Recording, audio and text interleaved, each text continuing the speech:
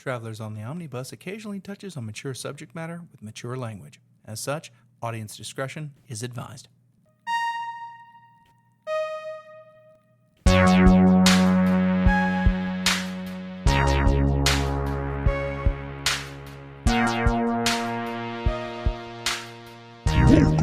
to Travelers on the Omnibus, a field trip to your doom. That was it? Yeah. I have a better opening.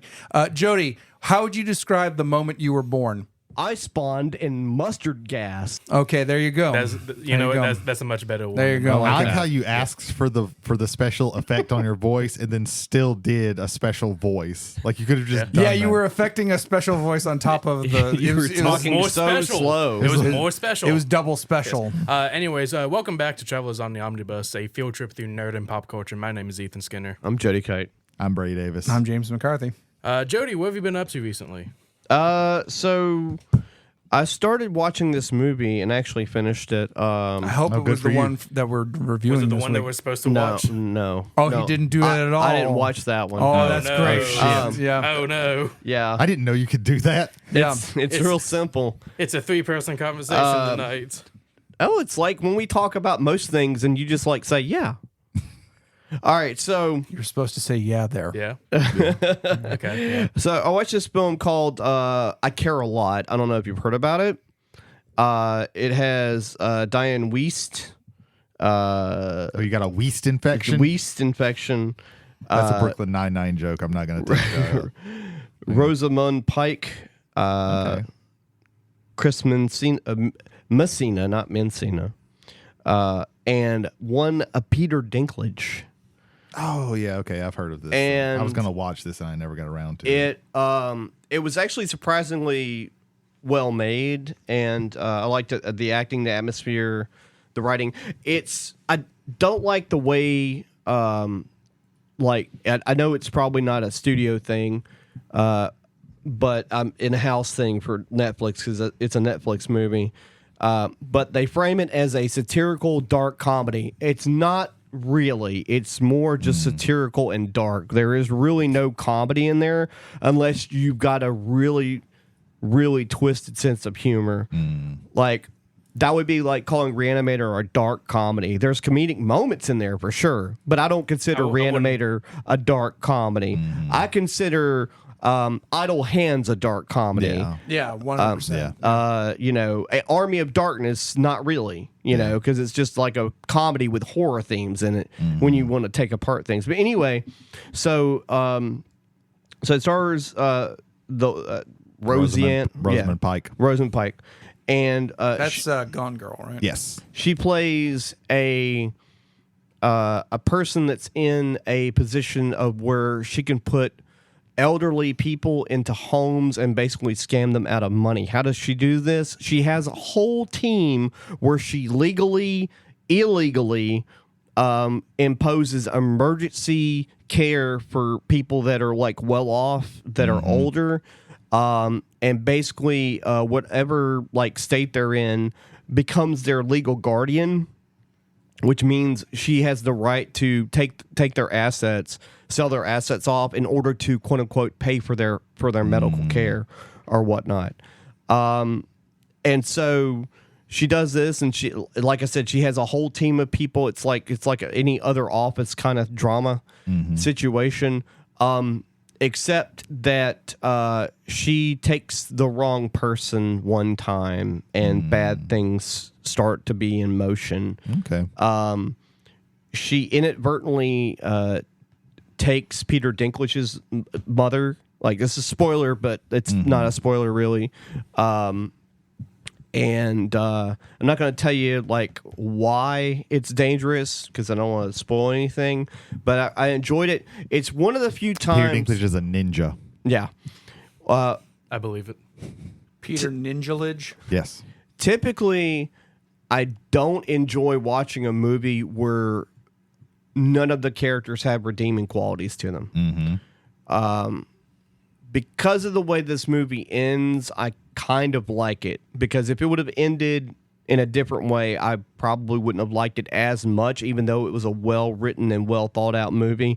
Because I'm not a real big fan of people not getting theirs. Yeah. When everybody's a piece of shit, there needs to be some sort of consequences. So when there's not any consequences and everyone's just a douchebag the whole time, I think the movie, it's a really low budget horror movie. I think I want to say it's like Unfriended. It's one of those movies where it was like done over like Skype or something. Oh, yeah. There's like 3 or 4 of them, but That had such a great concept to it, but like you said, everybody in that is just not. you find out you can't like Yeah. any of you them. find out in Unfriended that the avenging spirit was also a piece of shit. Yeah. And so that like kind of undone. I know we don't want to have like the same tropes or whatever, but there's certain like story narratives that have to stay like at least somewhat close to the same thing when it comes to certain things like that. Well, Like just quick spoilers. I don't mind that the avenging spirit was necessarily a bad person. That actually could like add a It level can work of out malevolence if to every it. other character- The final girl is a piece of shit. right, every character is a piece of shit. So there's nothing you don't care. You've got no investment in it. But in this movie, I For a better care. version of that, watch The Host. It was the Zoom movie that came out like right when the I did pandemic watch hit. that one. Actually, is pretty good. It's literally done over like a 40-minute Zoom call. Like, Right. They didn't even pay for Zoom for it. Hell yeah, hell But it's yeah. really good. So- it's still really good. Yeah. So We have a budget. Don't spend any of it on Zoom. yeah. So I care a lot. It's actually pretty decent. You should check it out for sure. I've heard good things about it. I just never watched it while I had Netflix. It's got a lot of really good like mystery like what's the term I'm looking for? Hooks. Oh, okay. It's got a lot of really good mystery hooks, and you're trying to find out like what's going on in certain situations, and a lot of things are slowly revealed, and so it's you can kind of guess where things are going. But I like a movie that even though you can guess where things are going, you don't exactly know what's going to happen next 100%. Like shit sometimes just goes way above what you would think it would be in certain situations, so it definitely subverted expectations That's good. And in a good way. in a good way for sure. that's good. And then found out that the new Junji Ito project Uzumaki, the animated series, is on HBO Max. Only 1 episode though. Yeah. I think it's because it's also on Adult Swim on Culture Network. It's an Adult Swim co-production. yeah. I really love the animation style they did with this. Even though you can kind of tell that it's somewhat cel shaded, it's in black and white, so it's got some really cool effects to it. Have you read Uzumaki? No, I'm not. My apologies for being pedantic. For my black and white or grayscale.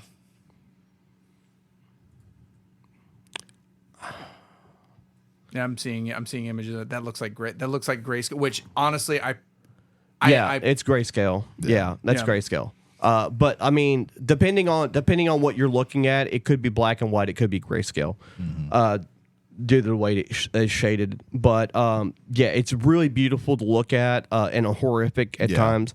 Even though This just looks terrifying. Yeah. it's I appreciate Junji Ito Right. a lot. right. I don't like reading Junji Ito. I have no interest in actually reading it. But I appreciate it a lot. Right. It's just not something that I want to. I don't dislike it. It's just like the horror of it. I don't want to do. Like, Right, it's I just- got you. Like he is all about like the visual disturbing kind of images. Sometimes they're over the top, and sometimes they're subtle enough to where they're unnerving. There was definitely in the Netflix show. There was a couple of those. Yeah, he definitely has to. Like, you couldn't do a novelization of his work because it just wouldn't work. He does. It needs to have a visual aspect Right, to it. and he does dread better than any the J horror. Like almost no one can duplicate the dread because it's always like a slow, like almost like if it was like audio, it'd be like a humming, droning kind of thing happening with his visual styles and things of that nature. I don't see them making more than probably 6 to 8 episodes for this, because they cover like, I want to say 3 of the stories in this one episode. They kind of tie them all together in a way, but just a quick ad here. Most, with the exception of Gaio, both Tomei and Uzumaki. Uzumaki is a series of short stories that are set in the same town with some of the same characters depending on the short story. The only thing in Tomei that's connected is that there's always Tomei is always in the short story, and some of the other characters will appear in some of them, but not in every one of them. So there's always like something tied to it, but they're all like, they're sort of like together but not together at the same time, if that makes sense. It's really hard to explain his style, the way he does that. But And Uzumaki is Japanese for spiral. it is. Yeah. In Uzumaki, the town is cursed. You find out real early that something's going on, and certain people in the town are just obsessed with the spiral shape, and sometimes it drives them to madness, and then sometimes the madness finds them, whether they were like going that direction or not. There's a visual from Uzumaki that has like this young woman with a spiral in her head. They did that amazing in this first episode. They did a really good job on that. So you should check it out. I think every episode airs on Sundays or something like that until it's over. And then I've been playing the shit out of Vampire Survivors. Nice. Okay. That game is amazing, very addictive with the things you unlock and the things you upgrade, and just going through different waves of stuff, knowing that even if you do well, the game is always only going to last 30 minutes is also a good thing. You don't have that in. Well, no further comment. Okay. Well, for the most part, at least in my experience, it's currently 30. Spoilers. Yeah. You can unlock one final minute. No, nice. So far, I'm not probably like 1/3 into like unlocking stuff. But it's been fun. The progression, it's got that very familiar, old school game feel of getting some, upgrades as you're going along to keep you more enticed to keep playing, to get better weapons, to evolve those weapons, and those, evolved weapons will help you unlock more to keep, progressing it more and more and more and more. I've finally got to the point where I've unlocked everything on the sub chart that gives you like bonuses, like extra recovery and things like that, with the exception of the curse one. I haven't unlocked that yet because I haven't got quite enough money, but I'm almost there. Curse is one of the few bonuses that actually is a detriment. It actually increases the health, speed, and the spawn rates of the monsters and the thing, which that last bit, as far as the spawn rate goes, means that there's more monsters in the area so that you kill more, so that you can grab more XP stuff to basically get better. And there's faster. like a character, I think, that you have to have like at least 10% of your curse activated to unlock him. After you have to get past a certain point in the game. My favorite is the milk factory with milk elementals. And once you kill 5,000 of them, you unlock another character. Yeah, there's also one that after you've killed 161 bats, you unlock something. I can't remember what it is, and if it's a character or not. There's a lot of bats, so Especially the first level is just filthy with bats. and then they show up in a lot of other levels too. Sometimes later, sometimes they're bigger and different bats. That's another thing that's really cool about the game, is that there's a lot of different enemies, depending on the stage. The first stage, and also there's certain things you can predict too on the game. Like every 30 seconds, there's a different kind of enemy that shows up in most of the stages, and sometimes the other enemies will still be on there till you kill them. And on the first stage, the green stage, I can't remember what it's called. No, it's Mad Library is the second one. The That's first, it's like Dark Forest or something it's like a that. forest Is in the name. You get to the 5-minute mark, and there are all these like the area that you're in, because it's by the way, the stage is like endless as far as I know. Is the stage endless, Jay?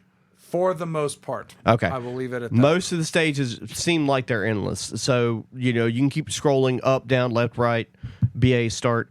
You can keep going around and finding stuff, because there's some spots on the stages where at some point in the game you can unlock a map that'll tell you the direction of some of the power-ups and maybe even some of the hidden characters on the stage, and you have to go in that direction. But anyway, on the first stage, when it gets to the 5-minute mark, all of a sudden you're surrounded by this like wreath of deadly plants. Seymour's from Little Shop of Horrors. Right. The enemies that are already around you are in there with you, and there are other enemies that are on the outside pushing those in towards you as they're pushing through themselves. And there's also a giant mantis that you have to kill. A lot of times he starts outside of the circle, and it's just a matter of getting, like, you have to poke a hole to get to him before these things kind of crowd into you. It's very great. I love it. And after like 30 seconds or a minute, the wreath of plants goes away, but all the other enemies stay. So, there's that. Also, like, that mantis will drop a chest, and if it's early on and you don't have anything close to evolving as far as your weapons go, it'll give you like an upgrade to something that you have, either 1 upgrade, 3 upgrades, or 5 if you're super lucky at once. And let me also, like, this is like, talk about effects, like sound effects and visual effects. It plays out kind of like a slot machine hitting. And it especially with the 3 and the 5, because it's just all of a sudden it's just lights and sound, and you got this like groovy little tune that you bob your head to. It's fantastic, visual and audible, very enjoyable as that's happening. And yeah, it's so I can't recommend it enough. Like, for a retro game, like, it's so addictive, it's so fun. It's $5. So on most platforms, it's $5 on PSN. It's free on mobile, but if you want access to like some of the better stuff, you end up paying $5. There is some anyway. DLC, but it's normally like $2 or something for a couple of the other things. Very reasonably priced. If you liked Robotron back in the day, and you don't have to worry about the like we mentioned, or rather Jody mentioned it last week. It's a one-stick shooter. All you have to worry about is moving around. A lot of your weapons will just fire like as you need them to, and then as you upgrade them, that's where the real kind of like decision making happens in there. And you just sit around and it's nice to just be able to just move around and just have things wipe out. It's great. I'll tell you real quick. One of the weapons is a barrier. There's actually a couple of these barriers. One is garlic, and if you start off with a certain character, you start off with garlic. And once you get it to like as you upgrade it, the space around you keeps getting bigger where the garlic effect's happening, and it makes it harder for enemies to get to you. And then once you get it to the ultimate evolution, they're just fucking dying. Anytime they try and get to you, they're just fucking dying. And then there's the Bible, and once you evolve that and get called the King Bible. The King Bible, some of these things have cooldowns. At some point, they don't have cooldowns anymore, and you just have at some point, you got axes that are evolved into sights, and there's like 10 sights shooting out of you with like this giant like black ass fucking bubble around you because the garlic's evolved, and you have the fucking King Bible that's turned red now because it's fucking, I guess, the Necronomicon, and it's spinning insanely. There's like literally thousands of enemies swarming around you, and you're just sitting there while the XP's just coming to you. Oh man, it's great. I love this game so much. I now want to have the Bible Beyblade. Dude, you can have it. You can have it. That's me. That's you. I think the upgraded Bible is called Dark Vespers. Okay. Yeah. No. I like the Beyblade Bible. You get guns at some point. Yeah, one of the characters starts out with 2 revolvers. 2 revolvers, and then you upgrade them both at the same time, and man, if you have a certain amount of things going on, you just crazy. Jesus. Next person, Brady, is up to you now to tell us what you've been doing. Okay. So my hoarding of RPGs continues. We took a trip. You just got you get more? Yeah. Holy hell. Okay. No, we appreciate this, actually. We took a trip to Pensacola, and I got the introductory. It's not really an introductory kit. It's just like a collected kit of DragonBane. DragonBane. Yeah, I forgot. Yeah, that was cool. It is one of those I've kind of been keeping my eye out for D&D substitutes because I'm just not feeling D&D anymore. I don't want to do the new edition, even though they don't call it a new edition. Although for some reason I do want to get some of the books from this previous edition. There's just some interesting books that they have. But regardless of that, I've been kind of keeping my eye out for this, and this is it's a fantasy game. It's actually is from Sweden. It was actually like It's Free League, isn't it? yeah, it's Free League, and it's like their first the first Swedish like RPG type deal. And they've, Free League has like updated it and released it now in English and everything like that.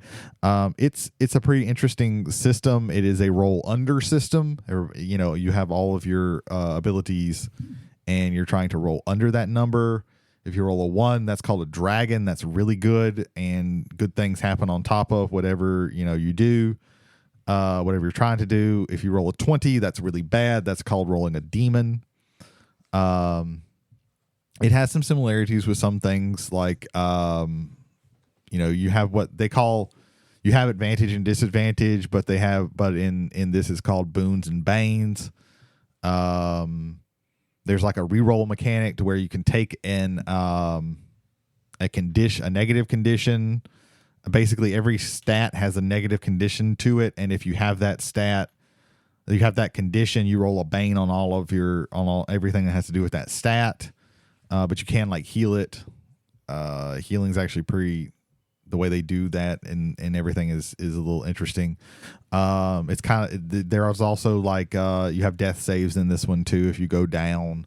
I have, reading about it from like people who have ran it, it is a much more deadly version of D&D. You can't just go YOLO into a situation. You got to kind of think about how you're doing things and be careful and things like that. And I think that's mostly because there's basically 2 different types of enemies. There's humanoids, which act pretty much like you, and then there are monsters, which act differently. And the way they do initiative is you have a deck of 10 cards. It could be just a regular like card deck where you've taken the 1 through 10 out of it, or like with the box, it came with an actual set of the initiative cards, and you basically just randomly get dealt an initiative. But on your turn, you can do what's called wait, where you swap your initiative with somebody else, and they can't say no. And this could even be with like a monster or anything that you're fighting. And that's kind of important because you only get one thing that you can do per round. So like if somebody hits you, you can do it. If it's a regular like humanoid, you can either parry, which you roll the weapon skill. But if you take more damage to the weapon than its durability, it could break and you have to go repair it. Or you can dodge, which is like an agility thing. But with monsters, you can only dodge them. You can't parry them. And monsters also can, like if it has a ferocity 2, and that means it's going to draw 2 initiative cards. So you have to be very careful, because if you dodge or you parry, that's your action for that round. For that round, you have to wait until your next round if you actually want to attack or something. So sometimes you have to like actually, okay, I'm going to switch mine so I can make sure that I have my action with I'm going to switch it with the monster so I can make sure that I have my action. Mm-hmm. Monsters actually have like 6 random things that they can do. And it's like a list of attacks, and you could do like, okay, I'm gonna do this, or you could just roll it. It's set up to where you can do either of those. And sometimes they'll call it fear attacks, which makes you I can't remember what that actually does, but it does different things. It is an interesting system that I definitely want to see more of. There's not as much like customization as D&D. Basically, whatever they call it kin. It's not race, it's kin. You get a special ability with that. And then when you get whatever profession you choose, you get a special ability with that. And it's basically like a feat. You get a feat for each of those. See, I prefer that. I prefer a nice little simple. Pick that.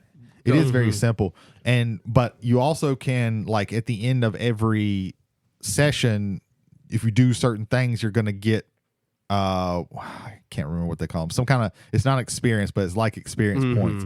And that basically, you can assign those to your different stats, and you can roll for each of those stats. And if you roll a certain I think it's, I can't remember exactly how it is, but you can increase those stats if you roll the right thing with those. So it's pretty interesting. That box is really good because it comes with the full rules. It comes with basically an entire campaign if you want to run it like that, but you could run with 11 separate adventures. It comes with standees. It comes with a map for you to use. It comes with like an overworld map if you're going to run that campaign. It comes with solo rules. Nice. And it comes with like a deck of cards for initiative, treasure, improvised weapons. You can say, depending on where you're fighting, you can draw these cards and, okay, here's 3 improvised weapons that you can use if you want to do that. And something else, the treasure. I think I've already said that. The deck comes with like one more thing. I can't remember, but it's a really good, and it was like only $40. Well, that's a really good price. Yeah. Not bad at all. And the best thing about this is one of the kin is duck people. So you could be a duck person, and they are literally like Donald Duck. Like they have an ability where they can get the angry condition, and then roll a boon on any of their other angry has to do with intelligence, so they can't do it for intelligence, but they can roll a boon on any of their other things. Abilities. So you have to be smart in order to be angry. No, it's not that. You take the angry condition, which means you roll Bane, which means you roll disadvantage, basically.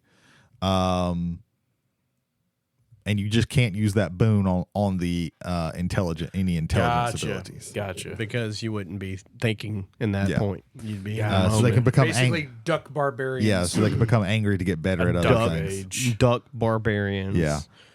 It's an interesting system.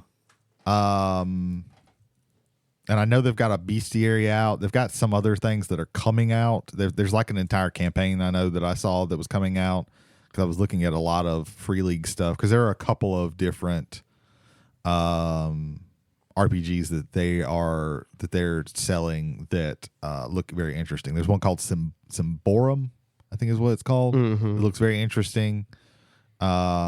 It's supposed to be like a I want to say fantasy. there's like an N in there, but I'm not. Like I know exactly what you're talking about. I've seen the products, but no. Yeah, they've got some interesting things, and I'm just continuing to kind of look and hoard stuff. I do like Free League a lot. Free League is a pretty good company. I like several of their things. We played at least one. I want to say more. Well, we've played Tales from the Loop. We played Tales from the Loop.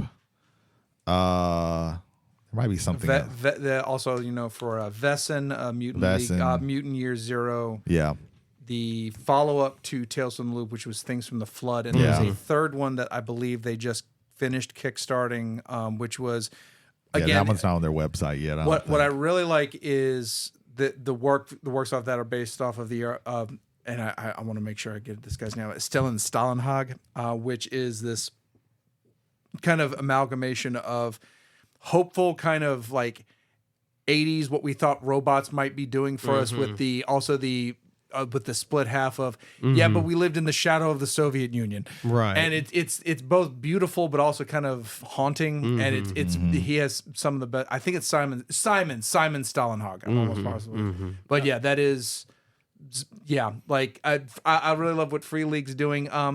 Recently there was a review on Quinn's Quest where he reviewed Vesson, and he did not come away with it positively. Like there are some positive things about it, and I think one of the things that he had was the Mutant Year Zero style of stuff, which is what is also used in things from Tales from the Loop, things from the Flood, Vesson, where you are amassing a number of dice based off of skills and attributes.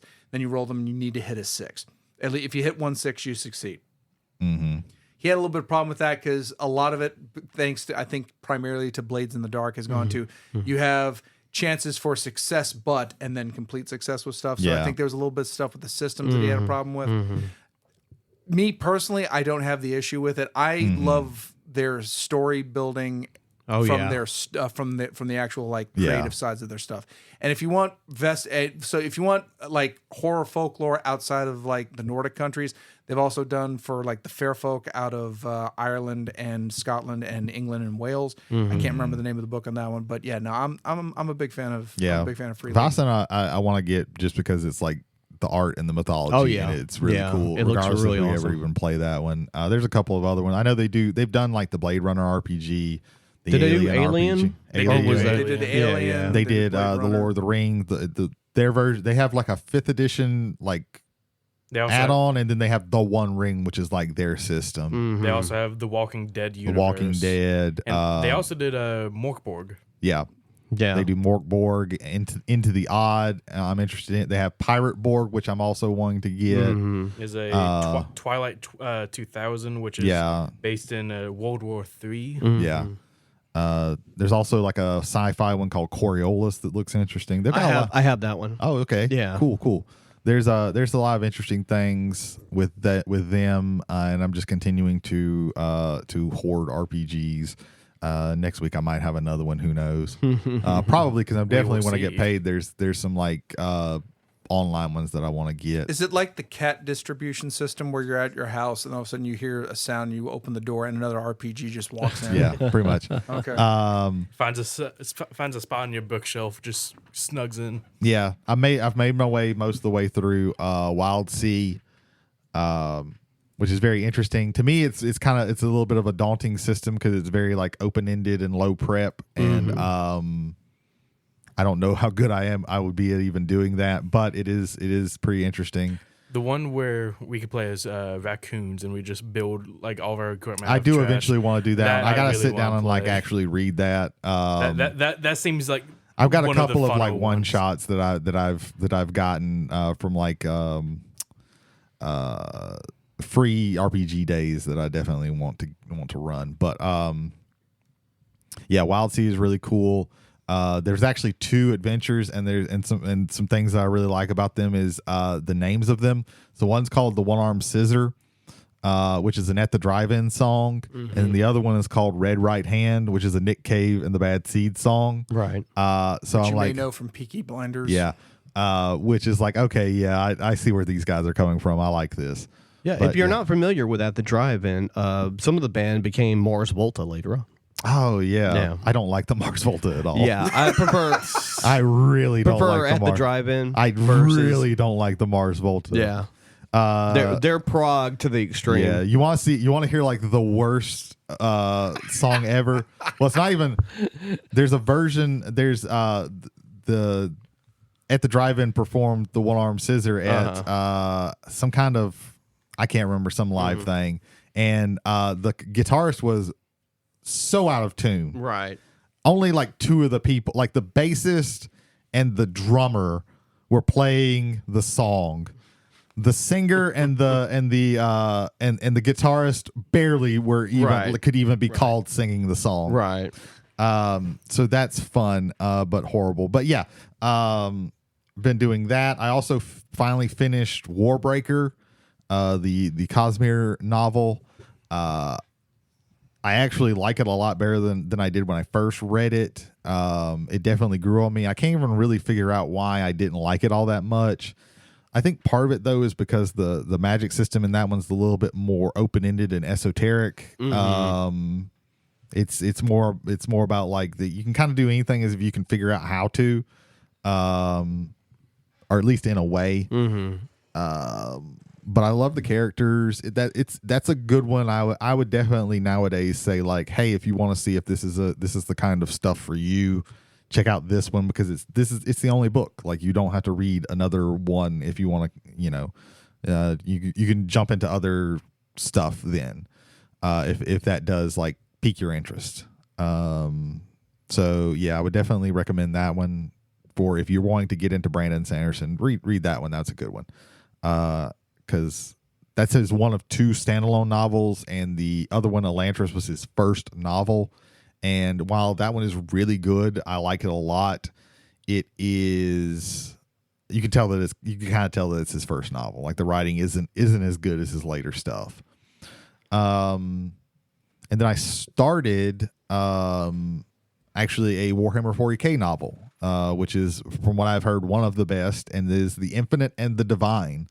This is a Necron novel about 2 characters, Trazen the Infinite and Orkan the Diviner, and how much they hate each other and just keep fucking with each other over the millennium. Trazen the Infinite is one of, I think, the best characters in 40K. He is a Necron that just wants all he gives a shit about is collecting things. He wants to build his collection. And by I mean things, I don't mean just things. I mean also people. Like if he doesn't have this particular regiment of the Astra Militarum, he's like, oh, I want to get these. Let me put them in a stasis ball, which is basically a Pokeball. I mean, people are technically things. Yeah, So yeah. He's meeting the criteria. Yeah, during the fall of Cadia, he showed up and was just like throwing basically what are Pokeballs out, and then like, oh, a regiment of Space Marines will pop out, or this giant monster would pop out to fight. It was very funny. He's great.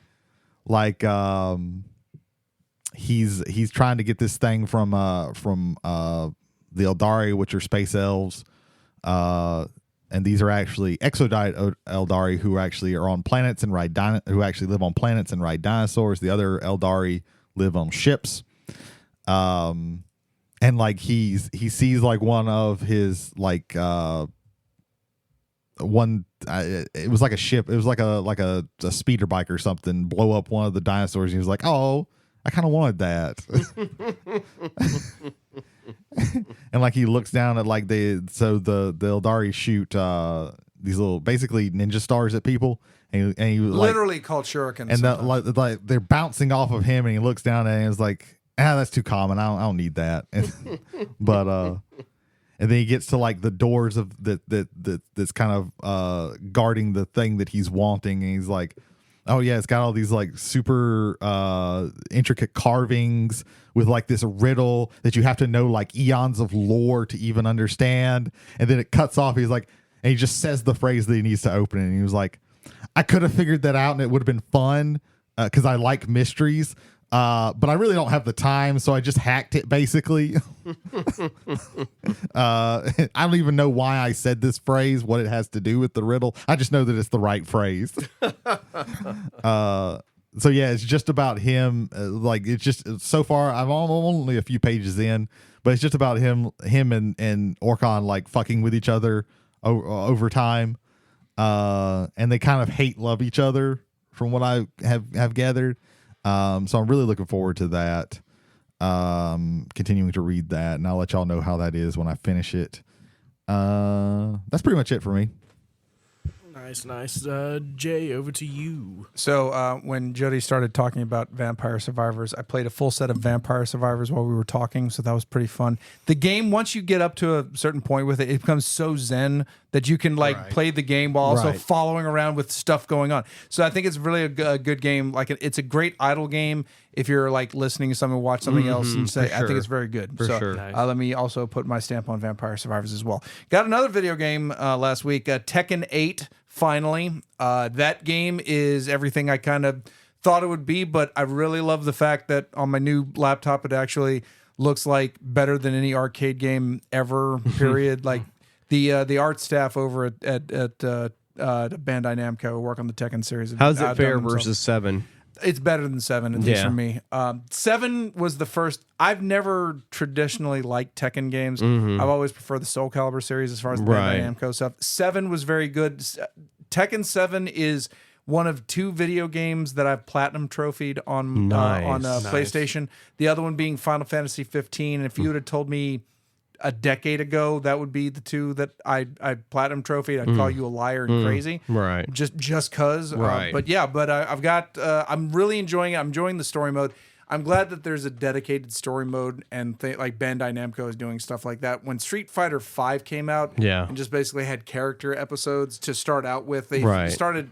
I think now, even though Street Fighter 6 is out, and I do think they did a good job with Street Fighter 6 for the most part. 5 at the end product for 5, I think ended up being very good.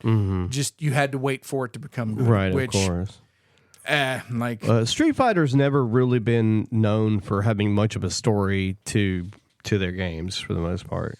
Like I don't remember any of them really having much of a story.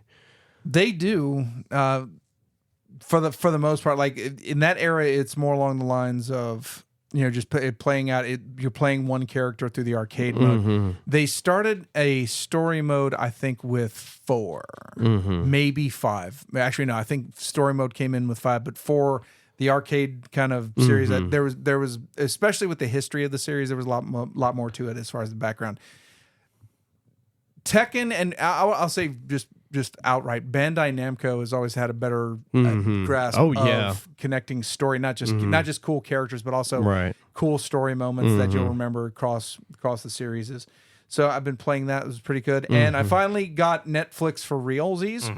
And I've watched the first 3 episodes of the McMahon documentary. This is going to be a first impression, as I have not watched the entire thing. Sure. This just feels like, let's look at the history of the WWF. At least for this point, still the WWF. It'll be the WWE come episode 4. But let's see the history of the WWE through the eyes of Vince McMahon, which, if you take away, that's kind of an interesting look at this. Sure. It's interesting that they allowed someone from the outside, even though they tried to have control of it. It was nice from someone from the outside, like being able to ask questions and direct things in a manner that wasn't WWE specific. It was more historical. So that was kind of interesting to me until it got to the point in episode 2 where he went, "I was consensual, and even if it wasn't, the statute of limitations is run." Oh man, you just said that. You just said those words. It's like, good God, like. And then at the end of that episode, the statute of limitations were restarted, and then he immediately settled. And so for right now, as a first impressions, it is okay. I feel a lot of this was meant as a response to Dark Side of the Ring. Like all the Dark Side of the Ring episodes, like they pepper Right. every single one of these with like the David Schultz slap on John Stossel. They mentioned very briefly the whatchamacallit, the Jimmy Snuka Nancy Argentina, right. like just very briefly. But they're speeding through so many years of the company that Right. you can only kind of touch on these things Of very briefly and course. go on to the next thing. I don't know if that was by design or how, but yeah. So far, I'm okay with it. This hasn't blown me away. This was done by Netflix and also by not Ben Simmons. That's the NBA player. Hang on. Bill Simmons. Bill Simmons from The Ringer, who was one of the creative heads behind ESPN's 30 for 30, which is one of the best series of sports documentaries that have ever been created, full stop. So I'm very interested to see where this is going, but it's more interest in the subject matter and not in the production team that put it. Although I do respect the production team. I haven't watched it, and I'm not sure if I'm going to watch it, but what I've heard is mainly just through whenever these, like the things started popping up, was it last year or early this year? It was last year. Last year. Because they've been working on this for a minute. And so, from what I've heard, they after things started getting real heavy with all the litigations and everything, they've gone back and edited this show. So that might have also affected the quality Oh, 100%, because you have those, like, just at the start of it, it's like, they preface it with, we sat down for like 8 bagullion hours of interviews with these people. And then allegations came out and it kind of changed the temper. Like that, Right. to their credit, they admit that outright in the fact that this story took a change in the middle of the production. Because it was probably of it. going to frame him in a positive light, I would think, maybe. Or maybe not in as a negative light. Like they say that they recorded way more footage than what we've been seeing. So it is entirely possible that what was on the cutting room floor that was negative may have been picked back up and thrown back in with the pasta. Sure. So like that's entirely possible. I just, with the product that they've produced here, Right. there's some things that he just says that I have to think in the moment he thought that was a cool and funny thing to Of say. course. Regardless of whether or not like there was anything terrible behind it, which we've come to find out right now that there is a strong possibility that is the case. Super rich people don't live in reality. They just don't. That's true. So yeah, that is me for this week, sir. That is you. Okay, gotcha. It comes over to me now. What you been up to, Ethan? So with everyone pretty much talking about video game stuff, I've actually had two new video game experiences. I got Mortal Kombat 11. Hell yeah. I'm replaying it. I'm trying to get back into the flow of things so me and Jody can have the showdown of ages eventually. We'll have to have it eventually. I deleted Mortal Kombat 11 today It's a real gift of the Magi here. because the WWE 2K is available on PSN for PS4, and it's 60 gigs, so I have to have room. Listen, I'm not deleting Fortnite. I don't care how much I bitch about it. I'm not deleting Fortnite, and me and Phil have to play at least 5 or 6 hours of Apex because I waited a day for that to download. Oh god, that's a kick in the pants. Okay. I know all of you fancy people with the PS5s with the terabytes and all that are, I have 500 gigs and the system takes an 80 gigs for itself. He even said last week, he's like, I'm ditching this because Apex Legends is coming back, and it was just a slog with his friend, and you just good job at half the assignment. I deleted Mortal Kombat 11. Back to you. Good. Ethan. Okay. You know why that happened, right? I got you. Bianca found the mating tent. Yeah, there you go. That's what happened. There you Gotcha. Okay, I'm up to date now. We can still play. I'll be yeah. okay at it. Yeah. The second game I've been playing is the new Legend of Zelda: Echoes of Wisdom. Nice. I'm having so much fun with it right now. It's taken a lot of inspiration from like Tears of the Kingdom, Breath of the Wild, where you have like your Garuda tablet, where you're able to like stop things in time and like move them around. It has its own version of that. The thing that allows you to make echoes of things and to use them in the outside world. I've climbed so many mountaintops using just beds. Yeah. Is- How tired are you going to get just using beds to get over things? Never. Beds are the best mode of transportation. I think Okay? beds are OP in that game. Beds are the best mode of transportation. There was a thing I saw where someone's fighting Ganon, and he's like breathing fire and whatnot. This person set up like a boulder fort, and in the middle he just placed a bed, rested in it, got all of his health back. Oh my god. That's pretty funny. And it is amazing. I love this. That's hilarious. I love it That's pretty already. funny. I just finished in the Garuda Desert, fixing a rift, and the game explains at the beginning that rifts are starting to appear all over Hyrule, sending whoever is caught in the rifts into this like still world, and That checks. and evil versions of whoever enters come out and just wreak havoc. That also checks. among the lands. I just finished the Garuda Desert. I mended that rift, and I'm heading over to the Zora people. I can't remember the name of the fucking lake, but I'm on my way over there. I found a Lionel and I beat it, and so now I have an echo of a Lionel. Oh, okay. So eventually, that's just gonna do all my work for me. Besides that, there was an announcement for a TV show that I've been waiting for almost 4 years now. Oh, wow. Do y'all remember me talking about a podcast series called The Edge of Sleep? No. No. No? Okay. We may not have talked about it on the podcast, but you and I have talked about it. I mentioned it on the podcast. It was like one of the I have no memory of this.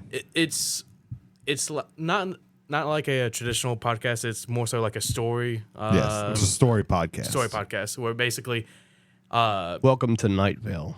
Welcome to Nivelle. That's got an RPG coming out. I know, I saw. Tabletop RPG. anyone who falls asleep in the world dies. Oh, shit. Yeah, and the people that happen to remain I would awake, not make it very long. No. I'd nod off. Yeah. The people that somehow remained awake have to figure out what's causing everyone to die suspiciously, while the main character is having all these like vivid like hallucinations and daydreams of what the fuck is actually going on. Yeah, because you're not sleeping. You're going to be seeing some shit, Yeah. I would imagine. And the hallucinations are actually giving him, like, telling him, hey, this is why all of this is happening. And so I've been waiting for, they made the announcement that it was going to be a TV show at the end of 2020, and the TV show is coming out on the 18th of this month. They haven't announced what platform it's going to be on. That's weird. Yeah. If it's coming out in like 16 days. Yeah, and for some reason, the producer said that like they won't announce the platform until the day of it's going to be release. on Apple or Crackle or some shit. Yeah, it's Crackle, you'd at least get to watch it. If Yeah, it's on Apple, Apple, like you nobody get has that fucked. shit. Well, super weird, but I'm probably going to be suckered into getting it. To the Whatever original. platform. What's it called again? The Edge of Sleep. interesting. I highly recommend anyone listening to the podcast for it. It's very interesting, very appealing, and that's pretty much me. Jay, where can the lovely people find us? Yes, well, first of all, Or do we have feedback? you knew we didn't. You were trying to fast forward through. I still always ask. Because you want to talk about your movie. Okay, we'll do it. No, ladies and gentlemen, again, once and always, thank you for joining us today, tonight, tomorrow, or whenever you are catching up on Travelers on the Omnibus. If you would like to leave us feedback, travelersontheomnibus at gmail.com. Again, that is travelers, 1L on the omnibus at gmail.com. Jody, where they may engage with us?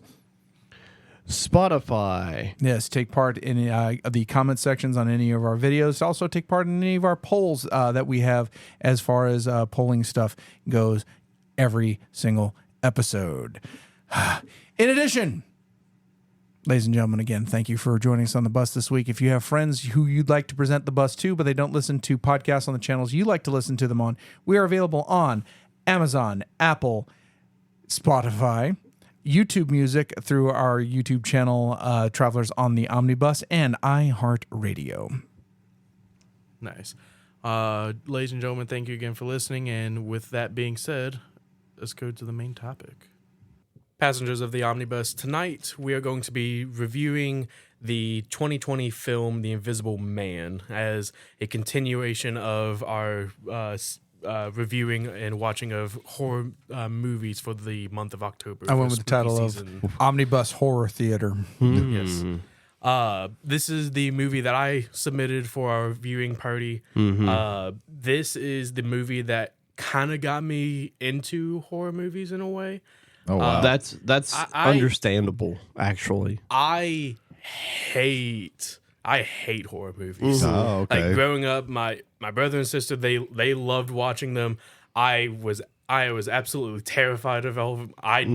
Is the reason why I do not prefer to watch movies in the dark unless I'm with a group of people. Oh, okay. And it was just a really bad experience for me. And then when they came out with like, hey, we're doing a twist of The Invisible Man. The Invisible Man is one of my favorite horror stories. I I watched the original with my mom. I read like the Greatest Illustrations book, and I remember that. yeah. Oh man, Oh, great. yeah. That's bringing back some memories Yeah. right there. And so I That was the first time I read Hound of the Baskervilles. that was the first Great time I Illustrations. read I think mine H.G. was Wells. Journey to the Center of the Earth. I read that one and War of the Worlds, I believe. It was Invisible Man and Tale of Sleepy Hollow. Oh yeah, Those are yeah. the first two I read. I love the Invisible Man, and me and B, we went to the movie theaters to watch it a month before the world shut down for COVID. Yeah. Oh, nice. And it kind of made me enjoy horror movies again. In a Okay. sense. That's impressive considering that like most of the like what you said kind of correlates with like, you know, things like jump scares because this movie does have jump scares. Yeah. Yeah. Not too many, but it does too have many, a few. And It doesn't rely on them too much, No.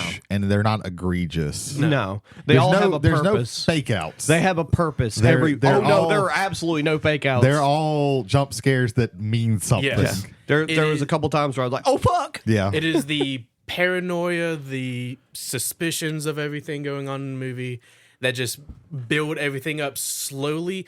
And I hate like slow build ups. Yeah. As we've discussed before. I hate it. But for some reason this movie just it does something for me. I love. Yeah. I would get into a couple of generalizations. I loved this movie.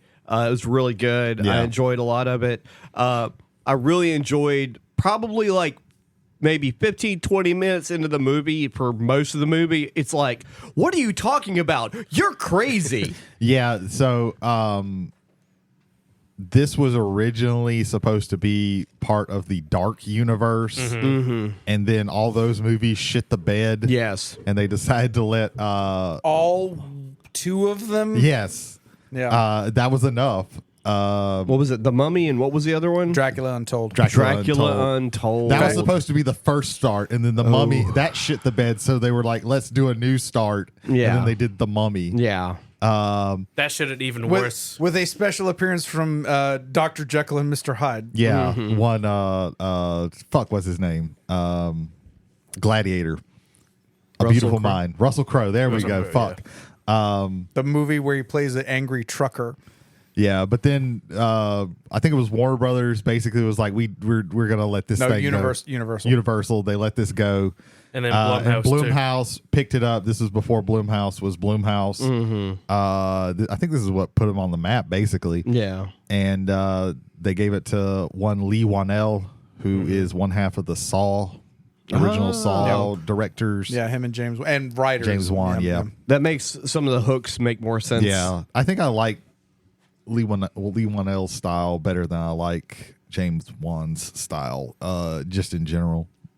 But yeah, it has this whole metaphor. It does a very interesting thing. It says let's take this old story and let's look at it in a new light and let's use it as a metaphor for something that we're dealing with nowadays. And it's When me and Jay we were at work last night discussing it. Blumhouse Productions was founded in the year 2000. yeah, I know, Yeah, but they've like been around like 20 years, Yeah, 24 years at this point. Good I- Lord. yeah. I know they produced Get Out. Yeah, Get Out was the other big one. I think it was this and Get Out that really like solidified. I think this one really solidified like their style of we're gonna make a kind of cheaply made movie. Oh, no, wait a minute. Paranormal Activity. That was Blumhouse 2007. Oh, okay. Oh, okay. Okay. Yeah. But yeah, they it's like, hey, we're gonna put out this horror movie that doesn't have a huge budget, and we're just gonna put out a whole bunch of them. I think they've kind of gone downhill lately, to be honest. But Yeah. They become Lionsgate. yeah, sort of, kind of. But This movie is very smart most of the time. oh yeah, it's a very very smart story, and it's a very Usually you interesting. don't get that in horror. Yeah. Well, this is like so. This falls. I hate using this term. Thriller. No, I hate using this term. Psychological. No. Elevated horror. I hate using it, but like it's the only way that I could oftentimes think of how to classify like all of these things together, where it's Right. this horror that is actually like thinking and has a message and Mystery suspense. and they've would be already awesome. and they've done of Yeah. course, but Right. It's heavy on the suspense. but this Oh, is yeah. like a different type of genre, Right, subgenre with right. this. And again, like I don't love that, but it's the only way to like classify block all of these wide ranging of horror movies together. Gotcha. But yeah, and this is the reason why I strayed away from like those elevated, quote unquote, elevated horror type movies when I Right. picked my movie. But yeah, I love that like the metaphor of this is like so interesting. Don't touch me while I'm sleeping. Yeah. That's Gaslighting how we and start. abusive relationships and things Right. like that. And so Well, for a science fiction premise, this was a very practical and real. Like Yes. the horror isn't elevated. Like it's not a supernatural horror. No. yeah. It's also not a scientific horror. Science is Right. involved, Right. But it's literally it's a tortured human being, and actually several tortured human beings, Right. Yeah. and a very torturing human being. Yes. Like, Yeah. yes, a very simple premise, and it really has to click with the performances. Elizabeth Moss knocked it out of yeah. the Oh, fucking yeah, park. 100%. Like Absolutely. 100% on 100%. Elizabeth Moss is one of the best actors that is out there right now. Like if you see her in something, you're gonna be like, oh, she's going to put She's out. going to knock it out. She's going to knock it out of the park. Especially if she's playing somebody who is just drugged through the ringer. Right. Also, see The Oh, Handmaid's yeah. Tale. I love the opening of this movie because you get this like wide shot of the stormy sea with this Yeah. house by. Yeah, the title shot. Yeah. Yeah, and then you immediately know something is up when Yeah. she's like, what she wakes up and she takes his hand. Real quick, just before that, I really love the title on this Oh, one. Oh yeah. yeah, Because with the waves crashing in, Oh, and yeah. it slowly starts forming Yeah, it was the a title, really and then good- that the last water one, yeah. dripping down from the letters. I thought Yeah. that was so subtle. I thought it worked perfectly. it was. It Like, reminded me That of was The really good. Arrival, like the way that title crawl yeah, that happens I, there. I just like subtle moments of that tell me that artists were at work here. Even Yeah. even if it's CGI and all that stuff, it was still art over just some. Let's process something. I thought that really sets up everything so well. Yeah. But she takes his arm and like slowly puts it to the side. Yeah. And at first I'm thinking like, oh, this relationship isn't working already. Yeah. Not that it's time for me to leave. Yeah. As she's like getting out of bed, she's like slow, like she does like the sneaking in the house, trying not to make a noise. Yeah. Just as careful anything. as she is Well, tells you so much. You're shown that she's drugged him. Yeah. Yeah. She like holds up his like bedside drinking glass, shakes it. There's like particulates floating around. Yeah, I was reading that they were originally going to do like a scene showing like the abuse and things like that, but they Right. decided to cut that and just go straight to this. And I think that is a very Better. smart move. Yeah. Well, because you can put it in your head like Yeah. what the abuse Yeah, was. it's Yeah. just implied, and that's all you're needing. It allows us to imagine what he's put her through. Yeah. Yeah. With her also being named Cecilia. Cecilia Cass. Yeah, yeah, AKA C. Every once in a while. Yes. yeah. Which has like Cecilia, from what I was reading, is like the Latin root is like to see or something like that, or sightless, and that's why they call it that. So Oh, that's there's a cool. little extra metaphor. Okay. I like gotcha. that. But yeah, she's sneaking around the house. She's gathering like her belongings, like like a change of clothes. Yeah, and just from the bag way of she's acting, belongings. like the tension just gets ramped up because she's being so careful, and you just keep waiting for something. And she like She- knocks something over, She- right? she- she or kicks the she dog kicks bowl. the dog bowl. Yeah. Right before that, though, 5:45. Whoa, a lab! It's like Yeah. right, like at the Invisible Man. You already kind of know there's gonna be some either some science fiction or fantasy doohickey. Right, right. Then they just show you a fucking lab. It's Yeah. like, Right. okay, this house is even. My initial note was that I really don't like empty houses. Yeah. Oh Empty yeah. house, Yeah. and like this Large house, empty for house. as rich as this man probably is, and for all the things he could have, he doesn't have a lot. He Yeah. has like glass walls and nothing in the house, and that's just freaky to me. Here's the thing. He's a San Francisco tech bro. Like, this like everything about this ridiculous house. Everything like makes sense. The fact that he has like all these fucking cars and shit that you see. The significant other being Adrian Griffin, the head scientist in optics. Yeah. And everything that she does, like moving around the house, she is absolutely terrified. Yeah, every time she makes a noise or anything, she's just like looking over her shoulder. Do you remember the name of the company? I don't remember. Okay. So the name of the company is Cobalt. And for someone from last week, they should remember that name. Cobalt. Cobalt is the name of the company in Upgrade. I haven't watched Upgrade in a while. Yeah. So, but Jody did last week. Well, Lee Wanell. Lee Wanell directed that one, Upgrade. and Blumhouse also produced that one as well. Yeah. Gotcha. Look at this little cinematic. Yeah. Little nugget there. Yeah, they really don't mention that company too many times in the Upgrade movie. It's, but I don't think it's meant to. I don't think they're trying to establish any type of universe. I do think that it's Wanell establishing his mark on the movie. Gotcha. By kind It's one of of those creating like this. Sam Raimi's car is in everything. Right.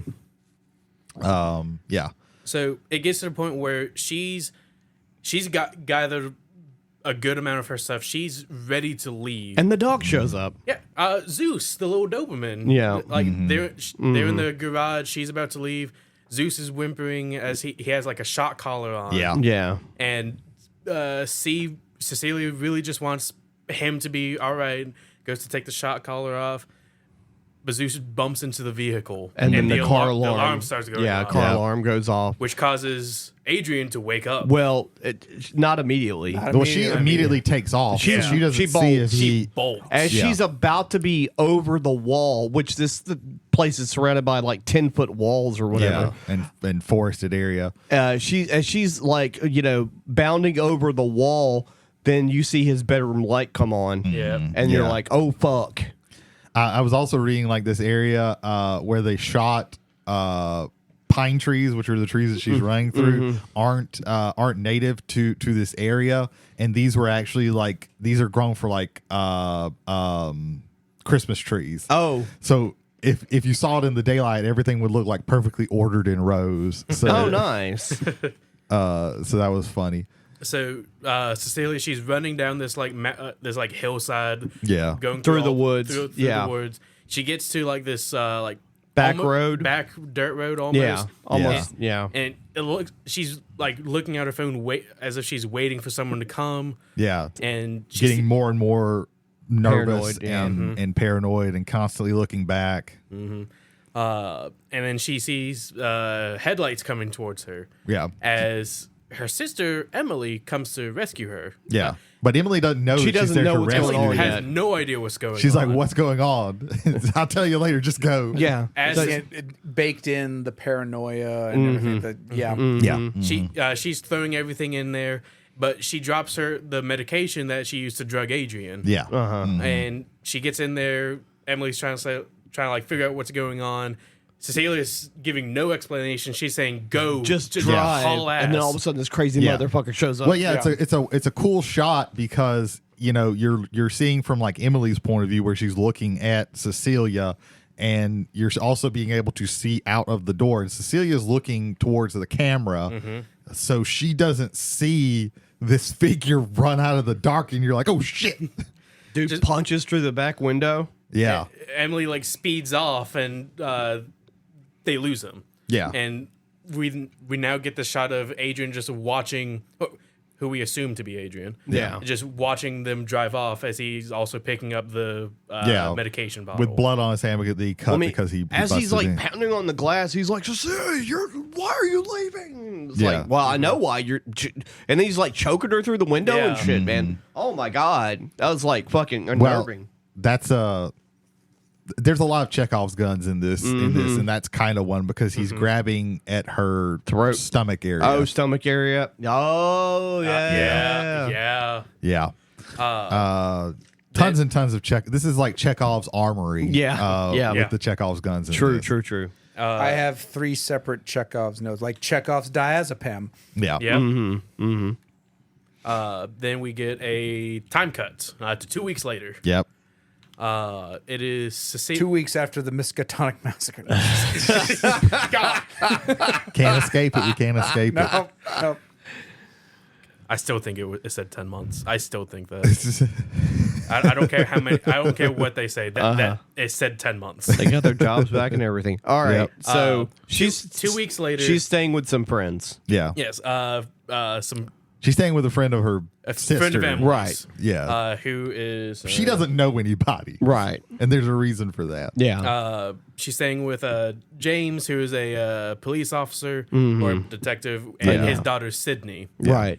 And they're basically he's reassuring her like, hey, it's all right to go outside. There's no way that he knows where you are right now. Yeah. But he's like, she- just go out and Go get check the the mail. Right. Go check the mail. She goes out there. She's about to get it, and then a jogger comes running past her, and she flips the fuck out and just runs back inside. Yeah. That's what trauma will do to you. Oh yeah. We then And he's like, well, it's good because that's the furthest that you've went since Yes. you've been Right, here. right. So she's been inside the house for 2 weeks and hasn't left. yeah. There's some conversations between the both of them and his daughter Sydney, Yeah. and then Emily. Sydney's like a high schooler, I think. Or Yeah, she's probably she's got to be like a senior. I think 'cause she's applying to college. Right. Because they're talking about because they have a discussion Right. about that. And then there's a knock at the door, and it's Emily. Emily Yeah. shows up to talk to Cecilia. She's saying like, "What are you doing here? You know he can find you." Yeah, he'll follow Yeah. you. He Right. knows where you live, so he will follow you. He's one of the leaders in optics. He knows how to find anyone. And Emily says, "Hey, you don't have to worry about that. He's dead." Yeah. And then the audience goes, "No, I don't think so." Yeah. He's dead. No one believed that. Yeah. Well, Cecilia doesn't believe it. Right. Definitely. Right. But all the people that don't realize they're in a movie. Yeah. Yeah. Well, movie's got a movie. Yeah. She pulls up this article that says multi-millionaire found dead as Apparent suicide. Apparent suicide, yes. Then they go. Well, Cecilia's immediately like, "No." Yeah. She's like, "No, he's not. I don't believe that. He's not dead." No, he's too in control, is what she says. Right. We then get like a montage of her and Emily going into the city to go to this law firm where Adrian's brother Tom Yeah. is kind of like his attorney over his trust fund. Who's the actor that played Tom? I do not remember. Give me uno. Some dude who looks like a skeezy guy. Tom Griffin is played by Michael Dorman. Okay. I've heard that name before. He's been skeezy guys and other things, I'm pretty certain. He gives off like sleazebag Yes. vibes. Well, Major I know. I vibes. recognize one of the actors in this movie was also from Upgrade. I can't remember what scene it was, but Yeah, the main bad guy from the Upgrade. main bad guy I think is Oliver Jackson Cohen is the person who plays Adrian Griffin in this movie. Yeah. I think that's I was reading the trivia for this on IMDb and they mentioned one of them. I think it might have been Michael Dornan. But yeah, he's sleazebagging it up. He's basically explaining everything to Cecilia, like, "Hey, Adrian died, and he left you his trust fund of $5 million, Yeah. And you'll get it like in monthly increments yeah. of like $100,000 assuming that you're not convicted of a crime or anything like that, or institutionalized. Well, there's a lead up to that before he even gets to the part with the money where like she's like, what the fuck is this? He's like, I need you to fill out these papers and whatever. She's like, I'm not fucking doing anything. Like, fuck that. It's her sister. Her sister's like, she's not giving you any information because he was asking. He was going to read out something. Oh, and she yeah, was like, something. No, we're not doing that. You just send me a copy of that and we'll read it. Yeah. Yeah, because it was it's because it started my darling beloved and all this Yeah. shit. It's like, Yeah. nope, we're done. Yeah. She shut that shit down. And even then, like, Cecilia's like, "Nah, this can't be. This is not real. He's playing all of us. Like, he is not dead." And the brothers are like, "Well, I have his urn over there." Yeah, he's to right prove over it." there. And that's some restraint to just not, kick that shit over. Yeah. Because I probably would have. But yeah, so she's got money now. Yeah, she has oodles of money right Yeah. now. She then goes back to the house with James and Sydney. She gives him a ladder. Yeah, because he's seen who doesn't struggling want on a ladder. This is a Chekhov's gun, the ladder. They're celebrating as she says, like, "Hey, by the way, Sydney, I'm creating a bank account for you to go to whatever college you want to go. I'm putting $10,000 each month. You're gonna be set up. This is my way of showing thanks for helping me." Yeah. And we get this weird like camera shot of like observing them enjoying themselves in the living room. Yeah. But from like way back in like the back hallway where it's like dark. Yeah, the best thing that this movie does is the camera kind of has a mind of its own. And that allows your imagination to wander, especially once you kind of figure out what the game. Once you realize like the things that are set up in motion, Yeah. it really plays heavy on like the watcher's imagination. Yeah. Well, I think some of those instances are specifically him looking at her. Oh yeah. Definitely. 100%. Like the first chase out of the house, the way that camera work goes. Yeah. That's not the cameraman chasing the actress. That's the character chasing the character. Yeah. I think they did that to a extremely high degree on this one. The camera work in this, which I'll credit obviously to Winnell setting up the shots, but their cinematographers and their cameramen I think did an excellent job throughout the entirety of this. The guy I was referring to from Upgrade, I'm sorry, was Benedict Hardy. He played. Oh, he was the architecture guy. Architect. When she goes for the job. Yeah. Gotcha. Yep. Okay. That's what it was. Yeah. My bad. So I have the plot synopsis. Of it. Yeah. I'm trying to find the place. So they celebrate. I think it jumps to the next morning, right?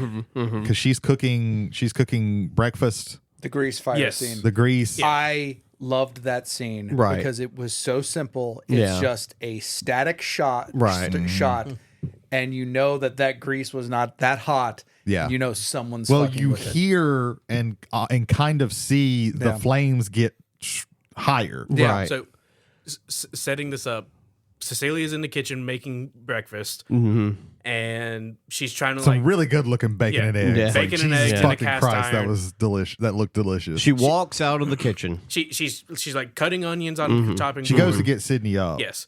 And the moment she turns her back away, we see the knife kind of like lift up and disappear underneath the counter. And then we ever so slightly see the flames start to rise up a little higher. And it's just a buildup of increased heat on hot grease, which causes the entire pan to catch fire. And as an audience member, I was at the time, I was like, is this a time lapse of something really fucked up happen off screen?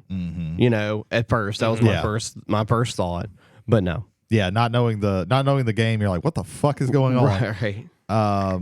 What paranormal activity stuff is going on? Luckily, Sydney has a head on her because Cecilia immediately goes to get water. It's like, no, don't do that. Yeah. That'll just make things worse. That'll make things so much worse. So they get the fire Because her extinguisher. dad's a cop. Right. They have like some basic safety hazards. They get the fire extinguisher. This is another Chekhov's gun. They use it, and she's like, "Do you think we could salvage it?" And Sydney's like, "No, we can't. We can't salvage that." We then go into later that night, I believe. Yeah, I think so. So, cut to later that night. Sydney and Cecilia are sleeping in the same room. She hears something happens, but before this, she hears. We see that like something is pulling the cover off of both of them. Yeah, but there's a reason she's sleeping with Sydney. Yeah, she was in her room and then something happened. She hears like a noise. Yeah. And that triggers her. Yeah. Okay. So she goes to sleep with Sydney. And then it's dark in their room.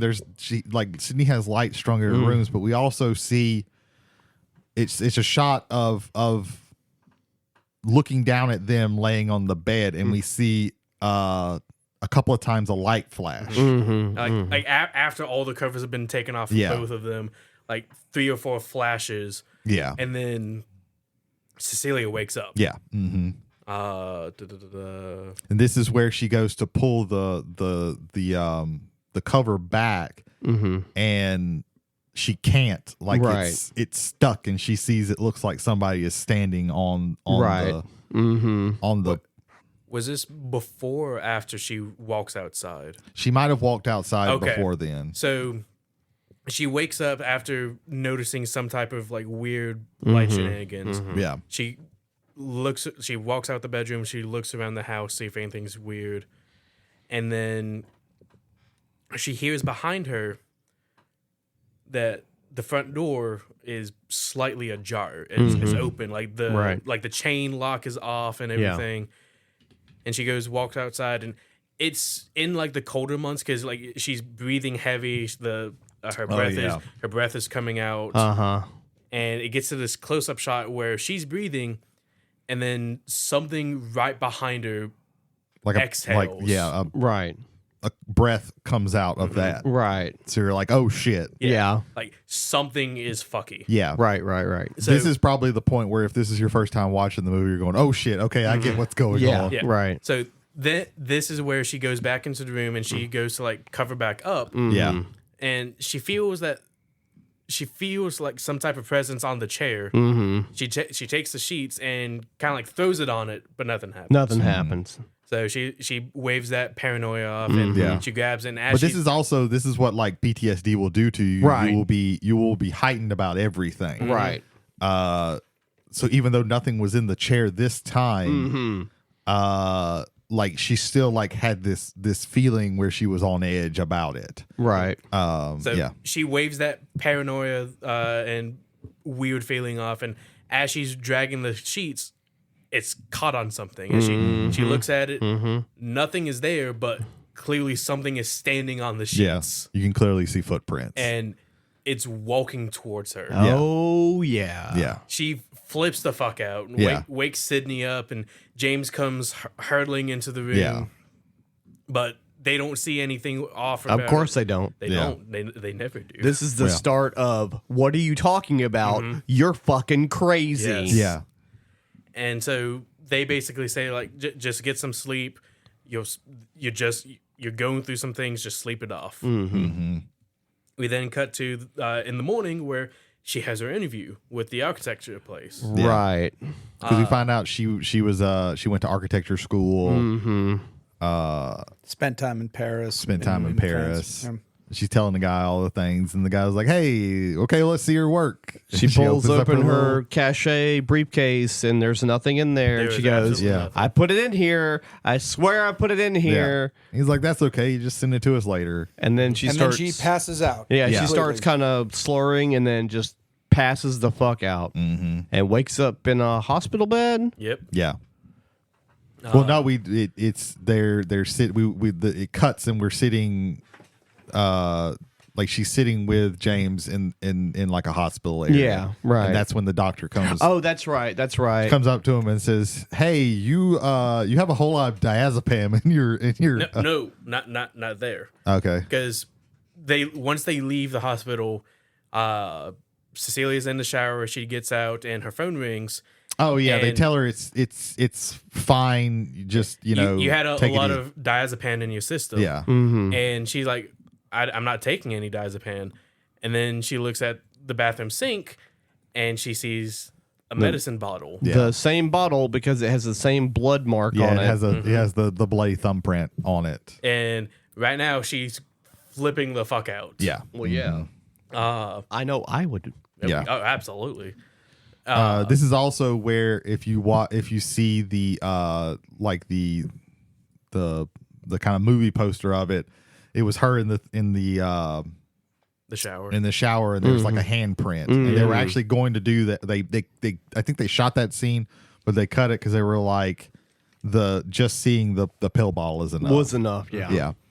Yeah. At this point, Cecilia's freaking out. Of course. And she leaves the house and she goes over to see her sister Emily. Uh-huh. My note from this was Elisabeth Moss is perfect at writing the line between legitimately scared and possibly crazy. This is that scene is one of the few times in this movie I wish this movie wasn't titled The Invisible Man. Right. I wish because The Invisible Man, there's an invisible man. Right. Yeah. You have to pay that off. Yeah. But if it's named something else, you don't have that already preconditioned going in there. Yeah. And it's Right. like, is this her being fucking crazy? Yeah. Or Yeah. is this actually, he actually has this ability here. Yeah.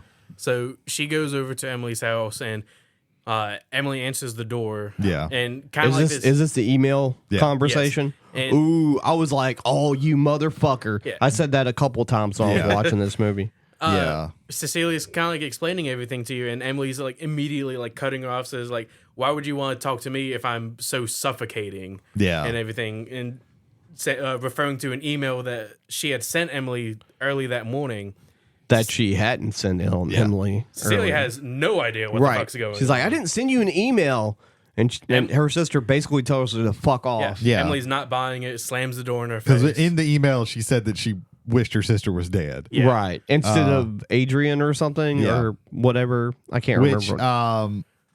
something that I noticed about this area, this is just like a funny thing, is her sister lives in an apartment and her front door has a window in it. Yeah. It's like one of those old detective movies where you see the window and it's like, what the fuck are you doing? Right. I think this takes place. I'm pretty certain this takes place in like San Francisco. Like, Right. what the fuck are you doing in an apartment building with a fucking glass window on your door? Jesus Christ. it shows the Golden Gate Bridge. So Yeah, Sure. well, it's Tech Bros, so that's another dead giveaway. Even if you didn't see that. Right. So Cecilia is Baffled. She's in a fetal position, crying in her room. Yeah. Yeah. Sydney goes in there. She's trying to like. Well, she actually checks her email and sees yeah. that she actually that was That sent account, from her yeah. email. from her her computer. account. Yeah. Yeah.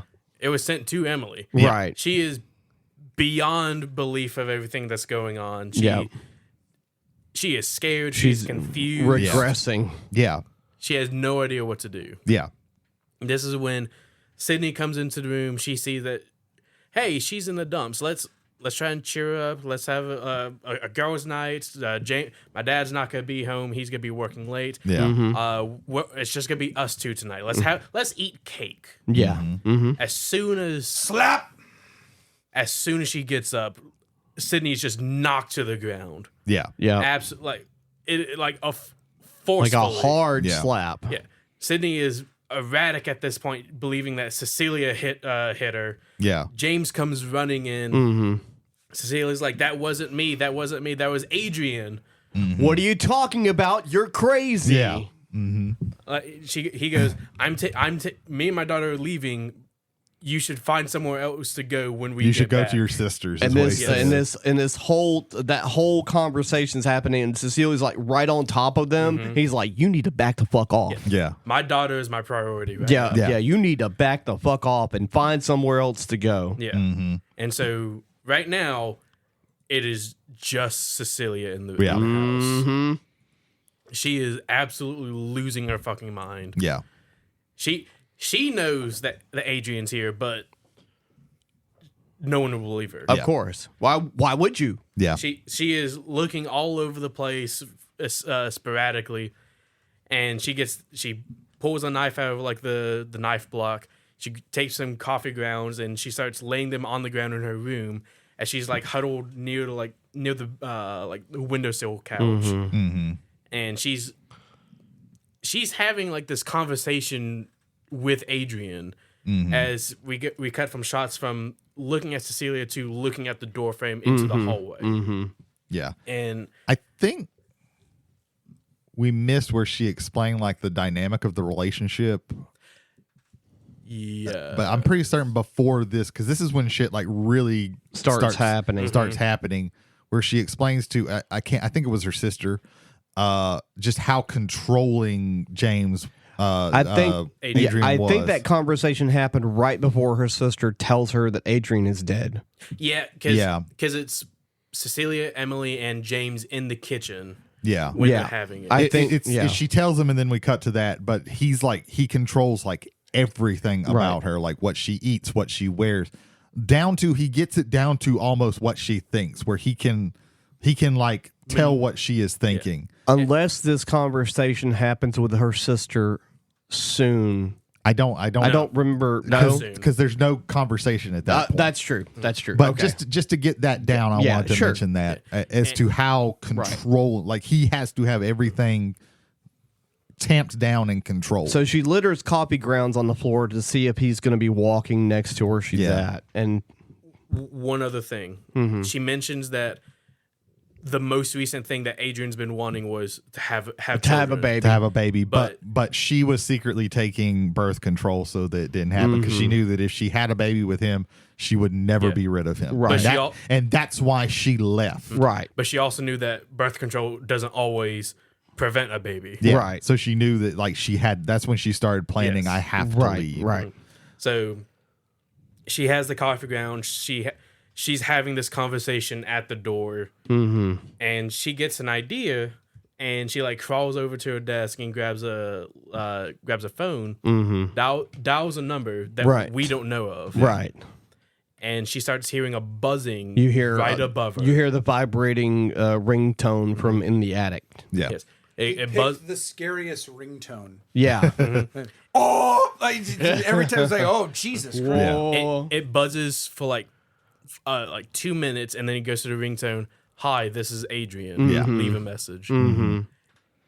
She is now confirming everything that she is believing. Full tilt boogie. And what she gets the ladder that she gifted, and she goes straight to the attic. Yep.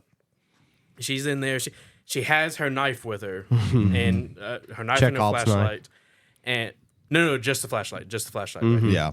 So she's going up there. She's looking all over the place. She calls the number again, and she sees the phone all the way in the back corner. Yeah. Goes over there and sees that it's not just the phone there. It's also the knife that went missing from the day before. It's her schematics from her portfolio that she was going to bring. And the phone lights up as it's received a message from an unknown number that just says surprise. Yeah. So she immediately freaks out. Right.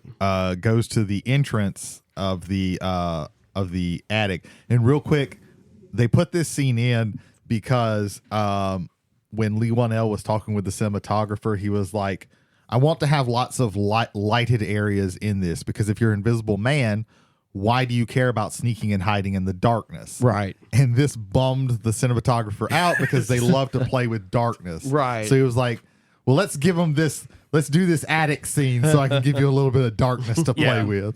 So she's looking down this entrance and there's nothing on the ladder. Yeah. As she's like Earlier we saw James painting. Yes. So also Chekhov's gun. yes. Yeah. There's loaded. like paint cans. It's Chekhov's Sherman Williams. Yeah. Yes. There's paint cans right next to this attic entrance. Yeah. So And so as she's about ready to go down she the stops. entrance, Yeah. she stops, quickly grabs a bucket of paint and tosses it down. And this is where we get like the first like jump scare. Yeah. The first look at the Invisible Man. Yes. And God, the design was accidentally so fucking freaky. Creepy, bro. It is Yeah. fucking terrifying. And They might as well put those cameras were almost little eyeballs. Yeah, it triggered what's that called? tryptophobia. Trypophobia is an aversion or repulsion to objects like honeycombs and sponges that have repetitive patterns or clusters of small holes. People with trypophobia are disgusted by the pattern of holes. They don't necessarily have a fear of holes. Yeah. Yeah. Very unnerving. Which Yeah. I'll be honest. They knew exactly I'll what be the honest. fuck If I they see were a doing. picture where they've kind of put those into like Photoshop. things that they Photoshop those Yeah. into things that don't normally Very have creepy. those holes. Oh, yeah. that creeps me out. Yeah. It is. There is one of the Power 5 shock images of the internet is called Lotus Breast, where Yeah. they photoshopped a lotus pod into a woman's breast, and so that Yeah. terrifying, Terrifying. absolutely terrifying. When I first saw this in the theaters, I I quite literally jumped out of my seat. Yeah. I did not fucking like it. Yeah, it's very freaky. They somehow made a plain, confirmation. they somehow made a plain black jumpsuit, skin suit. And they have like the music cue that you normally have with that's similar to the one that you have for normally with jump scares, where it's just a really loud, high pitched noise, but it's not really like high pitched. It's more of like a droning noise. Yeah. And they kind of condition you into that noise when that noise starts happening. Like it'll start low, and you're like, oh shit, something's about to happen. Right. That's the other thing about the movie. Like, it doesn't have a lot of like background music. No, because yeah. it's solely relying. There's really on, like no score. It's just these these like cues of like this weird noise. It's not even really like music. It's just this weird noise. So when I was watching this, I tend to have the subtitles on. Yeah. And anytime there's like a weird like camera angle, like the bottom of the caption, it would say like low pitch clicking noise. Yeah. Yeah. And so this is also another very unsettling thing that comes from the suit is the camera is constantly like whirring and clicking, causes this like insect like noise that when you actually see it, I guess it's kind of a plot hole, whereas you can't hear this when it's actually running, but when it's actually to where it's not running, there's this weird, very unsettling clicking, like a cicada insect, almost. that is really freaky. There's just a lot of things that are accidentally freaky with this. So she throws the paint and boo, Invisible Man right there. Invisible Man is visible. Splashes. She like tumbles backwards as he's like scuttling down the ladder and like runs off deeper into the house. Yeah. Cecilia like gets her bearings. She jumps down and she follows the paint trail into the living room, where it just stops, and she starts yelling at Adrian. And then the water faucet in the sink starts running. She goes over there, it's running, and you see this wet paint like in the sink. Yeah. Now that's the moment where the I couldn't subvert the reality of reality versus movie reality. Yeah. Where I know latex or oil based paint. Yeah. You can't wash it off like that immediately. Yeah, no, that's not coming off. Yeah, not immediately. So there are some confusing parts of this movie, and we're definitely going to get into it eventually. But reading about it and thinking about it and trying and reading some people talking about it and everything like that, there are often times where there are actually, and this is kind of a spoiler, there are actually times where there are two invisible men in this. It's not just one. That's true. Yeah. And this, if I'm not mistaken, is one of them. Like one of them was the one who got splattered on the paint, and the other one is the one who actually follows Cecilia. I never thought of it like that. I never thought of them because both. otherwise some things just don't make sense as to how he could get here and there, and I'll mention it later. Yeah, of course. I mean, I knew, like retroactively, I know that, but I wouldn't expect them to both be in the same place. Until I watched it and started reading about it, I never put it together that there's way more than one suit. Right. And it's not just them switching back and forth. It's they're there at the same time. Right. We then, as soon as she cuts the water off, and she's kind of like standing in the kitchen with holding the knife. We then get Emily fighting nothing. Yeah. Yes. Something is like grabbing her. They grabbed her arm, her. grab her throat, and lift her up. Right. Also, the strength of the Invisible Man. Yeah. God. Yeah. I mean, he's a tech bro, so he probably fucking works out. Oh yeah. Is sure. this the tech bro? Come on. It's not. That's probably. Yeah. It's got to be the tech bro. That's Adrian, because I think it's not Limp Dick whenever McGee. whenever something kind of dumb happens with the Invisible Man, it's Limp Dick. Probably the other. Yeah. We'll get to that when we get to it. But except for one part, which I will specifically talk about. Yeah. So Adrian's just throwing Cecilia all over the place, like overturning tables, dragging her by the hair. Super violent. Jesus Christ. Yeah. No wonder she left. This house is a fucking wreck. Yeah. she's like pinned to the ground, and she starts grabbing plates and smashing against nothing. Yeah. And she eventually like runs away. Yes.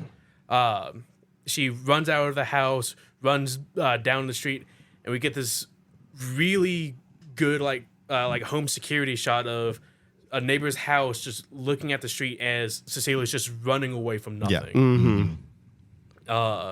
She's running for a good minute. She also has her phone out right now. Yes. Yeah. As she's like looking around, as all of a sudden an SUV kind of like pulls up right beside her, and she gets in like earlier, all frantic, like just saying like "move, go, go, go," as the vehicle just hightails it up. Yeah. This is a weird moment for me. This is a very weird moment because this dude. Is this Chekhov's minivan? I don't know because like she gets a ride from a random stranger, quote unquote. Yeah, this person does a lot for her, but it doesn't ever like ask her I for feel anything. like because it never actually like is revealed or anything. There is a chance that this guy is a plant, but but because of what happens next and how that pays off later, Right. I don't necessarily know Right. if So this guy shows up as she's running past the neighbor's house, and she runs a couple minutes, and this guy shows up in an SUV, and she goes, I need a ride. Can you take me somewhere? And he's like, sure. You he's know, like, yeah, that's really far away, but I'll take you there. yeah. And she says, "Go to something beach." yeah, she tells him where to go, and the dude just drives her there, like Yeah. over the fucking bridge and through the woods to grandmother's house. We go Yeah. to the compound, we'll call it. Yeah, and she's like, I don't know how long I'll be here. It could be 2 minutes. It could be 20 minutes. Can you please wait? just wait? Sure. Yeah, that is really weird. It was really strange. The fact that it doesn't, it makes me wonder because the fact that it never pays off, and every fucking thing in this movie Right. pays off. So Right. that's the only thing that keeps me from going, was this a fucking plant? And in fact, it actually hinders Adrian's plan later. Right. So she gets to the compound, and all of the codes that she knows is allowing her access into place. She Yeah. reunites with Zeus, the thing that Yeah, you would gave think her this away. motherfucker would have like Now that I think about it, yeah. And the fact that like all the lights are still on and this dude's been dead for like Well, no, because all the furniture has like the plastic tarp over Yeah. everything. Zeus, like the dog is still there. Like nobody's gotten the dog. somebody sped the dog apparently Yeah. because it's been a month Yeah. Yeah, by this point. and so, But now that I'm thinking of it, he might actually be a plant. It's just the one thing that he didn't see her. He didn't. I don't know. We'll talk about it later. Towards the end.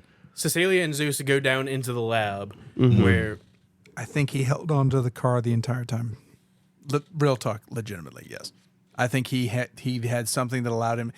If you allow for the science fiction of a suit that allows you to be completely invisible, he maybe. I think he got because there was that little bit of time where it's like he could have pulled off already. I think he got on. I think he got onto the vehicle and was able to hang on to it until he got back yeah. to Well, No, he was we're talking about definitely- the guy driving the the guy car. driving the vehicle. Like, Just the fact that he didn't was. have. There's no reason for him to not only like there's a reason for him to help her get out of the neighborhood, Yeah. but not for him to drive her like 10, 15, 20 miles to this compound and then Stay just for an and just undetermined wait amount for of her time. outside, and they have no idea who each other are. Yeah. That's what we're talking Oh, about. okay. The fact that could be a plant by Adrian. by Adrian. Which now I'm thinking about it is possible.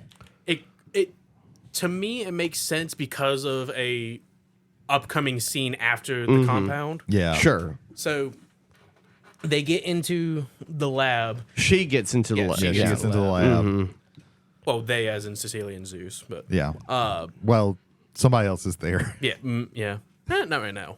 Are they? Are they? No, they're not. No, they're not because of. Well, yeah, because no, of, they're not. Yeah. So Well, They at least can't be at this part because something that happens later. Is, yeah. Cecilia sees that there's this big room with kind of like a stand-off almost, but nothing is there. Looks like it's holding something, but Yeah. nothing is there. Right. She goes over there. She tries putting the combination that allowed her access earlier, denied access. She tried it again, and then she put in a date combination that Yeah. allowed her access. And it was the first day that her and Adrian met. Yeah. How... Yeah. Well, mainly because of their relationship. Yeah. And also the fact that he has to be with her because has to be with her. because she's the only woman that ever told him no. Yeah. Yeah. God, that last scene. All right, continue on. She's like looking in this room, trying to find whatever is this stand is holding.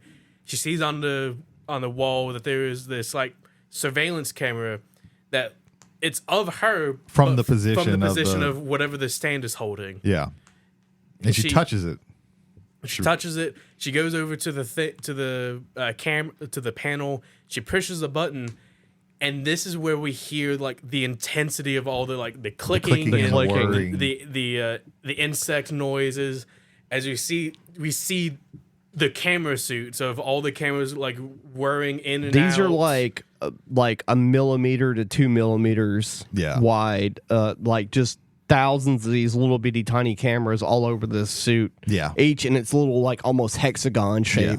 Yeah. They set up at the beginning that Adrian was one of the world leaders in optics. Yeah. And it's paid off. Yeah. As this camera suit, Which is a great twist on Yeah. the invisible man. Right. We're not going to make a formula that makes you invisible. Right. How about a suit That reflects light that- so good that maybe. When you think about it, it actually can't work. But Right. if just in the moment there, you're like, okay, yeah, that's in how the world of science that's fiction, how you would technologify Sure. it. You know, if that makes any sense. Oh yeah. So yeah, It's believable in the movies. Yeah. Reality. Yeah. And so she has this, like, she sees this and she's like, holy shit, is Adrian here? Yeah. And she like goes to like pull the hood down of the suit and it's just it's a Yeah, mannequin. it's a mannequin. Right. As soon as she does that, Zeus, the dog, starts barking and runs upstairs. Yeah. So she's like, oh fuck, someone's here. Yeah, Yeah. he's here. He's here. Right. She pulls off the suit and she runs into the bedroom. The bedroom and the closet. And area. goes into the walk-in closet. The same place where she hid her bag is where she hides the suit. It's in like this vent on the side, like behind some clothes. behind some clothes. Yeah.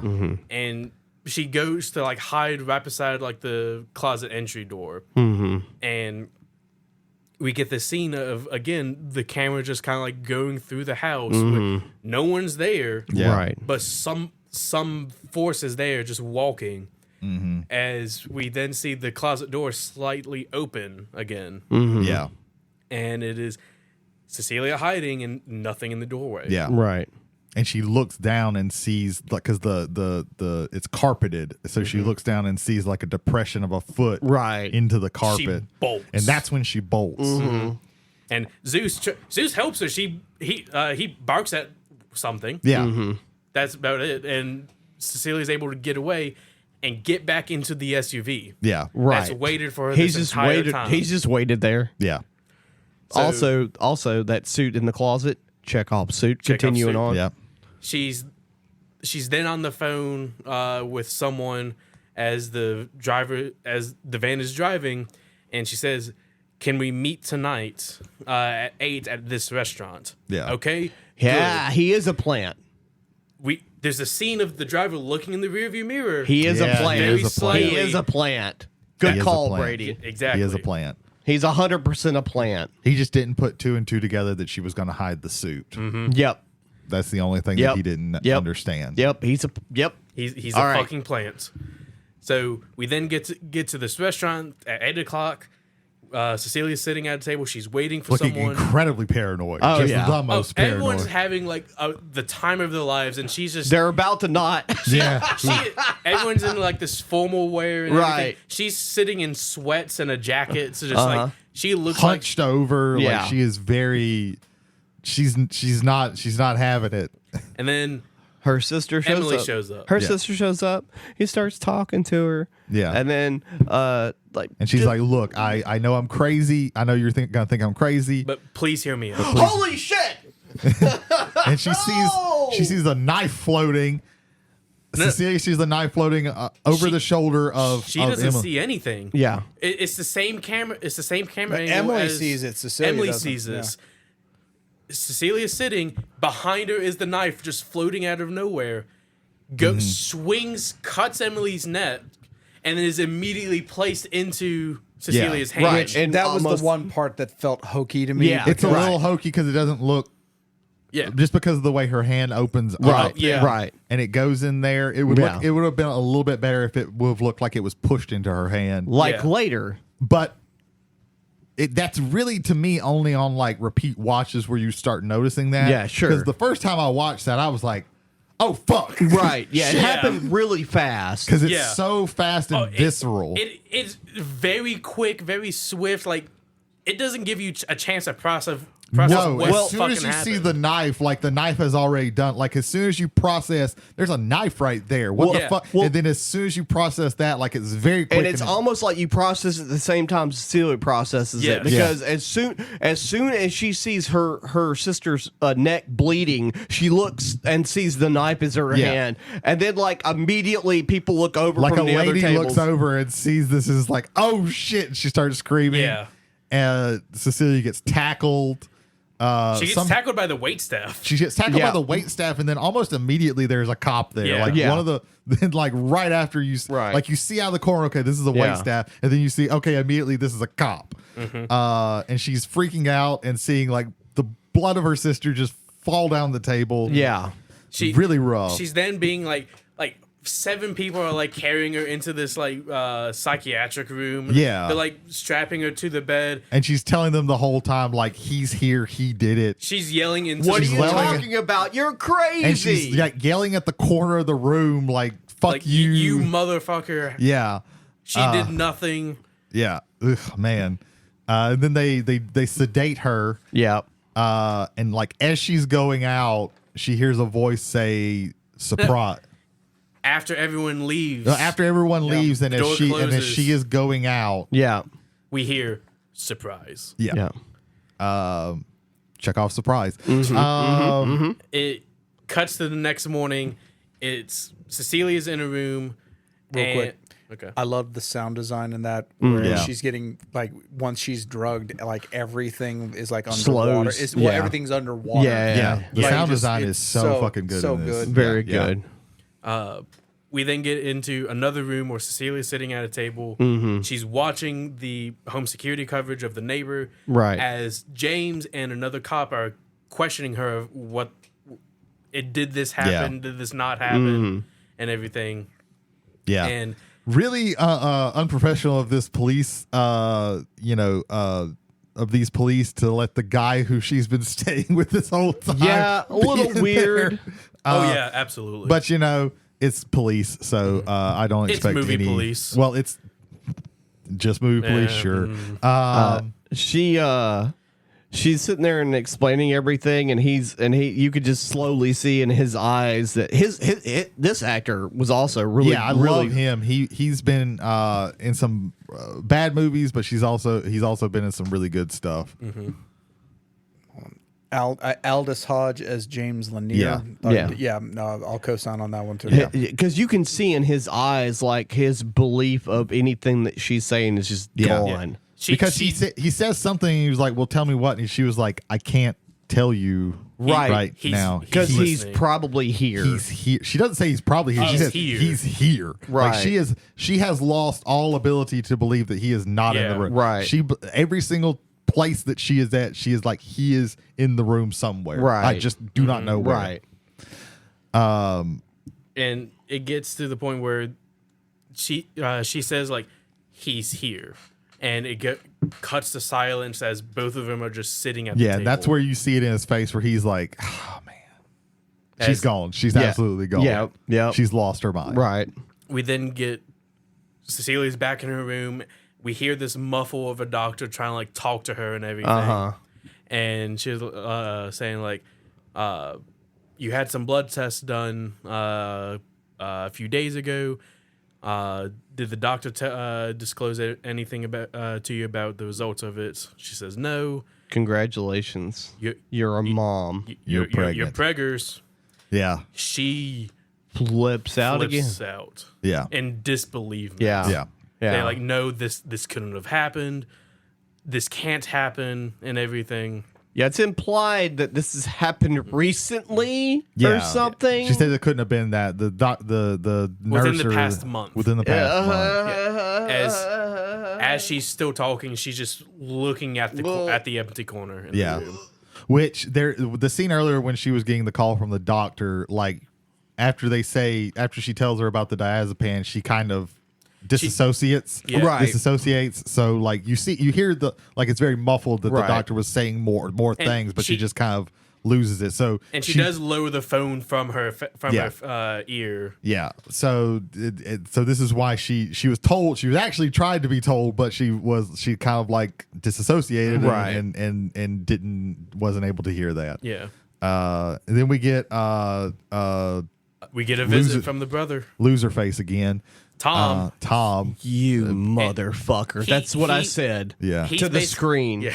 He's explaining like, hey, your monetary earnings have been halted due to you breaking remember when I said if you did any sort of criminal actions, we would take away this $5 million you were going to be getting? Yeah. And also, remember the gift, we didn't mention this, I don't think, but the gift that she was going to give his daughter. We mentioned it. Yeah. James and Sydney. That's not happening anymore either. Your money's going away unless. Yeah. And he gets all quiet and even more sleazy, which I don't know. He's like, unless you go back to Adrian. Oh, you motherfucker! Yeah. He's been in the know. Yeah. Well, that's when you're vilified and she's vilified in knowing that at least one other person knows what's going on. Well, she's not even shocked because she's like, of course, he had so much control over everything. Of course, he would have control over you. Right. He's also been like playing off the like, hey, I'm Adrian's brother. The abuse that you suffered, think of what I had to go through. Like, I also hated my brother. Yeah. Dude, and here's this movie is filled with like all kinds of awesome dialogue and different like situations where everything's believable, and this hits hard when she's like, you're just like Adrian except you're a jellyfish. Yeah. You're the weak version of the same Adrian. You are Adrian, but without the spine. Without a spine. Without the spine. I was like, oh, you got him. And then he hits her with the, did you really think that was birth control you were taking? Yeah. Did you think that he didn't know that you were taking birth control? Yeah. He swapped it. Yeah, he swapped it out. She got placeboed. Yeah. Yep. I was like, you motherfucker. And so she said he's basically saying like, I can make this go away if you keep the baby and go back to Adrian. She like throws all the paperwork to the side and says like basically fuck you, fuck off. Right. Tom like gets up to like collect everything, and she like reaches over to his like little briefcase, Open briefcase, and snags a fountain pen. Yeah, hides a little pen there. Chekhov's pen. And Tom is basically saying like, I was hoping this would be better. I'll touch base with you in 3 days. For hopefully for a better answer. Chekhov's touch base with you. Yeah, in 3 basically days. sit here and stew for 3 days. As they take everything from you, and then we'll see. We then get Cecilia in the room. The nurses are kind of like checking everywhere. Also, these nurses suck at checking. They're checking for anything out of the ordinary. Make sure they're checking like the seal of the window, making her stick out her tongue, then lift up her tongue. They're like, all good. Have a good night. Good. Looks good here. to me. Yep. Nothing could happen. Because she also takes a bit of sticky tack from something or other. I can't remember. There was something with there was a they'd put there was a paper on the table that said don't draw on the table. Use paper, and it was stuck there with sticky tack. And she takes a little bit of the sticky tack. She does. Yep. So it's revealed that like she stuck the pin like on the door still of the shower. On the inside of the shower. Gotcha. She turns the water on. She sits down. She has the pen, like, and she's looking at her wrist and says, "You're not having me or the baby." Yeah. And he goes to like. She doesn't go to. She doesn't. She stabs her. She stabs her wrist. And as she's like dragging it down, we see something grab her wrist and to stop her.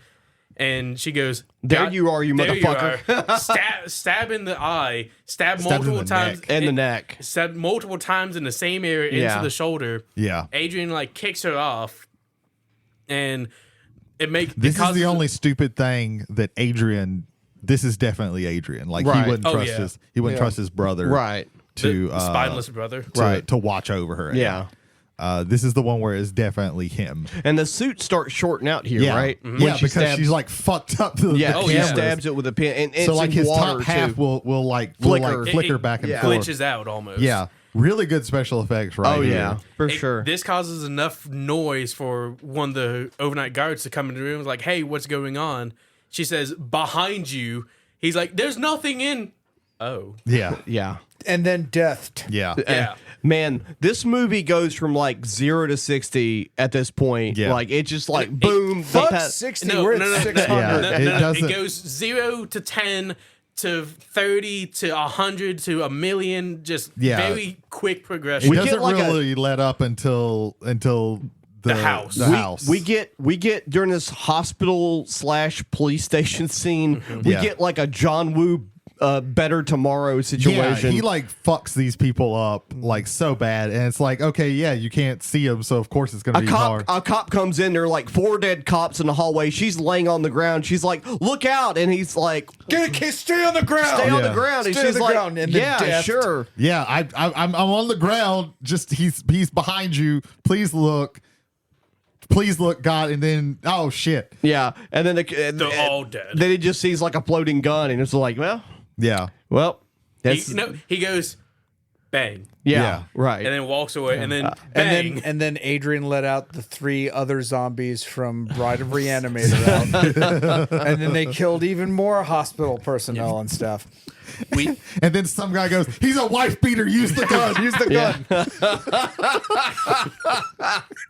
And Adrian goes, plagiarist.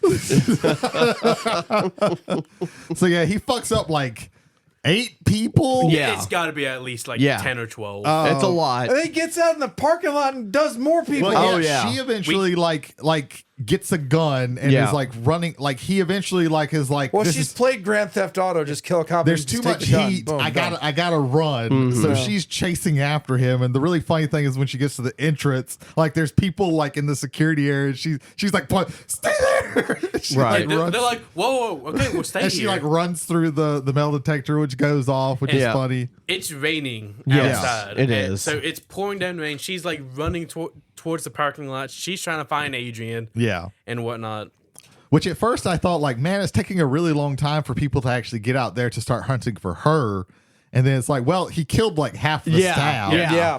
So, I'm like- not going The out people there. in the security box aren't going. So out there's there. like 3 people working in this hospital. Right, now. Like, right. There's so many dead people. They're very short staffed at this There's a point. lot of dead people. We get a really tense scene where she's like looking in between the cars, and she gets to a point to a car. It's an SUV, and the back of it's lifted up, so the water's not falling on this part. right. Is this the same SUV?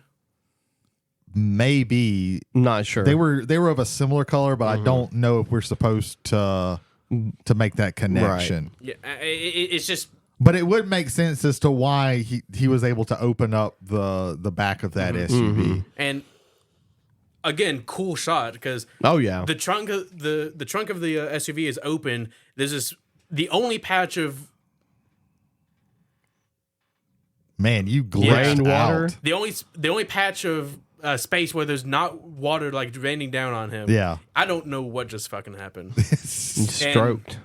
Cecilia, she's like looking in the vehicle, and she goes to aim the gun in the open space, and she gets grabbed, and she's pinned up against the SUV right next to her. Adrian's saying like, everything you're doing, I'm not going to hurt you.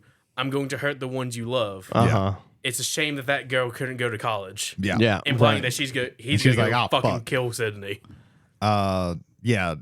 He's now out in the rain now, and then this is when another security guard comes up, and I can't remember what happens right now. I know it eventually ends He up. gets murked. Yeah, No, he didn't get killed. He gets shot in the leg. Yeah, he shoots the guy in the leg, and then Adrian runs to a car. Celia follows after him. She follows after him and is firing at the car, which causes it to swerve. Right. Which causes an SUV to like crash, and the guy gets out, Like, and his oh, face is man, all blaze, like oh shit, and she just runs into the car, and by the time he looks around, he's like oh fuck, Yeah. he was on the phone with somebody. Yeah. He's on the phone with his wife. Cecilia's like the wife's going like, hey, what happened? Cecilia's like, he's fine, he's all right. He's like, who are you? Yeah. And just She hangs up on the one funny moment in the whole Yeah. movie, pretty much. She calls James, and James is like, "What the fuck are you calling How me the for? fuck are you doing this? Yeah. What is this number?" She's like, "Shut the fuck up. Sydney's in trouble. Go to your house." And you know, more power to him. He absolutely fucking listens. He does. He does no good, but you know, he listens. Right. We cut to the house. Sydney's in her room. Chilling. No, she's asleep right now. Yeah, she's asleep. She's in her room, and camera angle of walking down the hallway into Sydney's Yeah, I think we room. see like a side sliding door open and walk through. And this is another part to where this has to be Tom because like Adrian couldn't have gotten there that fast. Right. He wasn't that far ahead, and his thing was glitching out. So we know that like this had to be like he was waiting there to get like some call or signal Right. from And it from also Adrian. buries the notion of the second suit. Yeah. Or her having the second suit. Because so there's two suits involved in here. And this is the only way also that he could get home for the thing that happened to his home, Right, the thing right, that happens right. afterwards. Yep. Right. So we're in Sydney's room, and Sydney wakes up all of a sudden, and she has this weird, eerie feeling that, hey, something's off. Right. She reaches for her mace that she has on her This bedside. was also because when Chekhov's. Yeah. Chekhov's mace, because when Cecilia freaks out earlier with the other bedroom scene, like she immediately reaches for the mace, and her dad's like, "What are you doing with that? Put that away." Put that away." And she's like, "You got it for me." Yeah. She's like, she's scanning the room, and she just starts spraying it near the doorway. Yeah. And we hear like some grunting and something crashing into like Yeah. her vanity as she's running out the door. Yeah. She's running, and something grabs her by the hair, and she does like a banana peel fall. Yeah. Yeah. And she falls to the ground. Yeah. This is where we get James coming into the house now. James comes into the house, then he gets his ass absolutely whooped. Oh, yeah. Because how is he going to fight something he can't see? Yeah. Yeah. He's a big old Just dude. ask Cecilia. Yeah. The like just gets the absolute fuck beat Yeah. out of him. And then while Cecilia she's shows up. screaming. Yeah. And he goes, the guy, like you see like James's head gets lifted up and then dropped back down. James is knocked the fuck out. I thought James was fucking dead Yeah. at Yeah. this point. And Because you see him like go lifeless on the ground. Yeah. His eyes And then- roll back. and then something grabbing his tie and lifting him up. yeah. It and then is- drops him back down. Cecilia then runs in while holding Chekhov's fire The extinguisher, fire extinguisher. saying, "Sydney, get down." Man, take a shot every time we say Chekhov in this. You will be dead. Absolutely, like blast the blast him. Which this isn't exactly how those kind of extinguishers fire extinguishers would work that you would have in your house, but it doesn't matter. Yeah. She sprays him and it all sticks to him, and then she just shoots the ever loving shit out of him. Yeah. Yeah. Like 6 times. Yeah. This is where we get the revelation that this is not not Tom. This is Tom. Tom grew a spine, but shortly died afterwards. Yeah. And I was like, you motherfucker. Yeah. Then we cut to like a SWAT team at Adrian's house, and they make their way down. And this is another reason why you know that like Adrian is part of this, because when Cecilia was there earlier, you never heard anybody screaming or him screaming or anything like that. Like if he was actually, tied up there, he would, and he heard somebody in the house, he would have been screaming. Right. But they get to like some kind of underground tunnel area. I don't know. Right. He's a tech bro, so maybe he has those. And they find this hidden area because somebody starts yelling. Right. And they jump in and it's Adrian, and he's all tied up, and It looks he like actually he looks has pretty good for being tied up. For to a be month? honest. Yeah. for a month. Yeah, a month. He was Jesus. like barely dirty. Yeah. A few days. Yeah, it would have been a few days. I think. I don't think it's been quite a month. But then we cut to Sydney, Cecilia, and James in the police department. Police department. James is saying like, "Hey, Adrian's been kidnapped this entire time." Turns out Tom was behind all of this. Yeah, it was Tom all along. Yeah. The mastermind. And she's like, nope. She's like, nope, No. nope, don't believe that. Not even. Bullshit. That is not right. And he's like, I need you to understand. he's like, he was a victim, and she was like, nope, that ain't possible. Yes, That's but me as a police officer, I just need you to agree that that's what happened right Yeah. now. This is your best way for have you to be. so much paperwork. Right. You don't even understand. I have so much fucking paperwork. Just If you agree would to just this, and everything will be go. okay with this. Yeah. And we can just move the fuck on. And she's like, nope, nope, not doing I it. currently have Tom dead in my living room. How could this be Adrian? Yeah. Then she's fine, like, sure. Yeah. Okay. Sure. Yeah. I'm trying to think of. What Then she, the next thing we see, like she calls. We go back to her in her room. Yeah. Coffee grounds are cleaned up and everything, Yeah. and she's Man, they putting fucked things these up. people's houses. Yeah, up. they Yeah. did. There's paint everywhere on the floor. It's coffee grounds. All the furniture's broke. She sits down and she stops and to like looking over everything. She grabs her phone again and she calls a number. Don't know what the number is, but we then cut back to the compound, the beach house.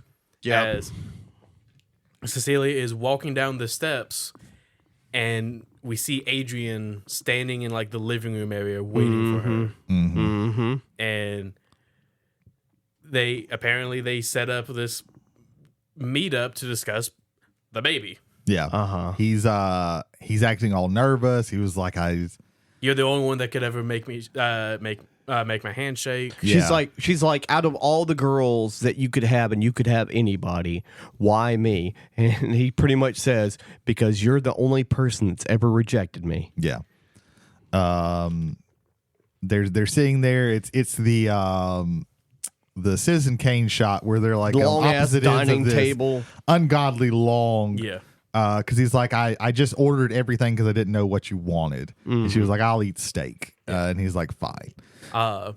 They're discussing plans for the future, and Cecilia's like, if you want to be in our child's future, you have to admit to everything you did. Yeah. Admit you're the one that's been terrorizing me. And that's when you see, like, go, there's a band outside. Yeah. She's got a wiretap going on. She's James is in the wiretapped. van. James is in the van listening to everything. And Which until this, when I first watched this, until that point where it cut to him, I was like, "Oh, this is a bad idea. Why are you here alone? You're here alone. Yeah. What the fuck is wrong with Yeah. you?" And then Right. it's like, "Oh, okay. Right. And He probably won't get to her in time, but at least he's there." Yeah. Like, while they're watching, there's a camera just overhead in the hallway that's at this weird angle where Yeah. it's focused on Adrian at one end of the table. And It only covers part of the room. yeah. it could barely see Cecilia where Chekhov's she's sitting camera. down. Yeah. Yes, Chekhov's camera. She goes. Man, there's gonna be a lot of people with alcohol poisoning. She's like, hey, I gotta go to the bathroom. Well, she asked him like admit everything. He was like, "I don't know what you're talking about." Right, It was Tom. right. Like, she right. is very insistent. And she starts like she starts crying. He says a line where it's like, I want to make sure all of this is just one grand surprise. Yeah, and when she says that- surprise, then she gets this look. Yeah, it triggers her. Yeah. She starts like And she puts tearing up. it together. Well, no, she was tearing up before this. This is when she stops crying and Right. like gives this look and is like, Yeah. "Okay, you were part of Right. this. Like you Right. did this." And she realizes like he is not going to change. No, He no. will never change. I have to go to the bathroom. Yeah, I need to clean up. yeah. He goes, okay. She's in the bathroom. She goes to the bathroom in his bedroom. yeah, And he's just he's just sitting there. He's just sitting there. Do. and all of a sudden you just see a knife that he has in his hand go right across his throat. Yep, yep. And he just starts bleeding out. And then a few minutes later, he falls on the floor bleeding out. And a few minutes later, Cecilia comes out. Just goes, she comes. oh my god! She's freaking out. She calls 911. Oh my god, I think he's trying to kill himself. He's trying to cut his throat. 3333 beach street, Whatever, whatever. And then she walks off camera and she just puts And her she phone slowly down. backs off to Yeah. camera, and there's like some steps, and she sits down on the steps, and she just watches. Can we all? Oh yeah, but the staring at him, Yes. even during the call, right. Yeah. That wow, Yes. yes, Yeah. good job, Elizabeth. And Moss. she steps back out of the camera. Then her expression goes from being upset to being stoic. To Yes. being Completely like, I don't care about any of this. Like, She's staring at him. He's staring at her. She says, "Surprise!" As Adrian just drifts Bleeds off out. into nothing. the light leaves his eyes. yeah. Uh, And then she's And walking outside. All the while, Yeah. when she's on the phone with 911, James is freaking out. Right. yeah. He's like, oh right. shit. Yeah. He's getting out and just running. 'Cause Yeah, he gets to outside the compound, and As she's walking out. with Zeus. with Yeah, a, with and, Zeus. and a bag. Yeah, and a bag. and a bag. And she's- James is like, what happened? He was like, he killed himself. I don't know. Like, and then he looks down and he sees the suit. Right. And she was like, "You were listening. What does it sound like?" And he was like, "Sounded like he killed himself." Right. Although he didn't sound 100% thrilled with that outcome. I think it's more so Well, him. I think that he's Right. He's a cop. He's Right. good movie cop. Right. Yeah. Right. To me, if I think he's coming to a realization that like she's now putting this entire thing past her. Yeah. Right. Well, this is like the now it ends. Like, it's one of those things like, I'm a cop and you just killed somebody and that's bad and I have to follow procedure. But then he's like, oh, you're also a friend who has been living at my house for the better part of a month. Right. And is in this horrific relationship. And the most narcissistic person Yeah. ever. And there was no way like we were going to be able to get him for anything. Like Right. he had thought this like, there Oh, was- yeah. Yeah. Um, And so he says, sounds like he killed himself. yeah. Right. They both walk away.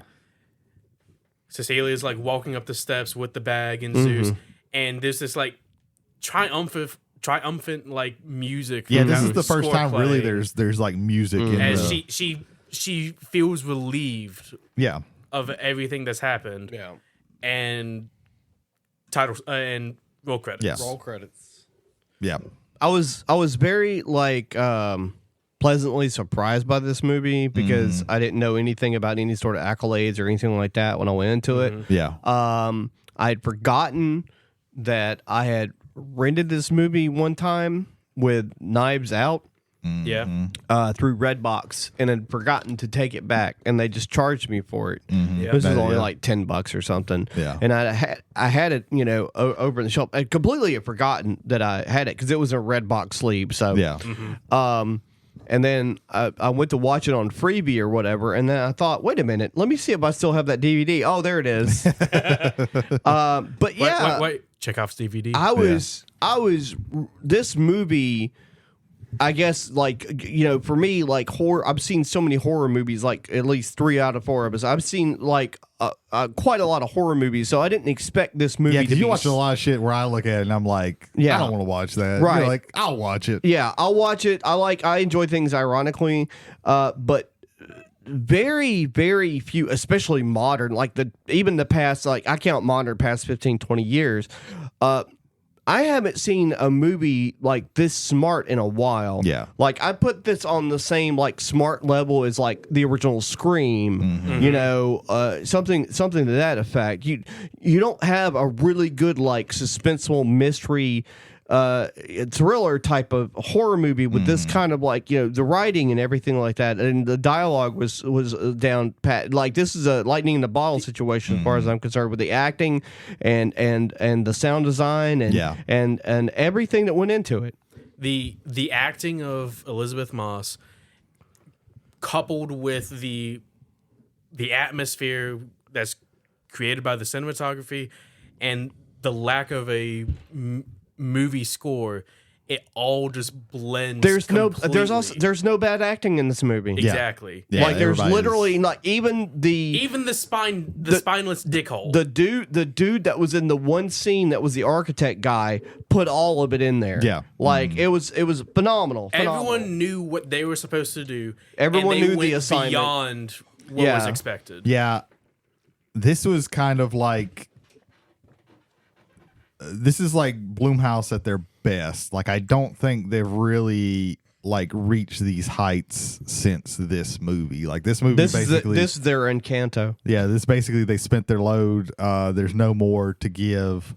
And now it's just Five Nights at Freddy sequels. Yeah. Wish. Yeah. Smile. Yeah. Yeah. No, this Smile too. I've had to Smile. watch that fucking commercial like 18 times in theaters. And I'm like, fuck, I get it. They smile. Yeah. Movie had potential. Didn't.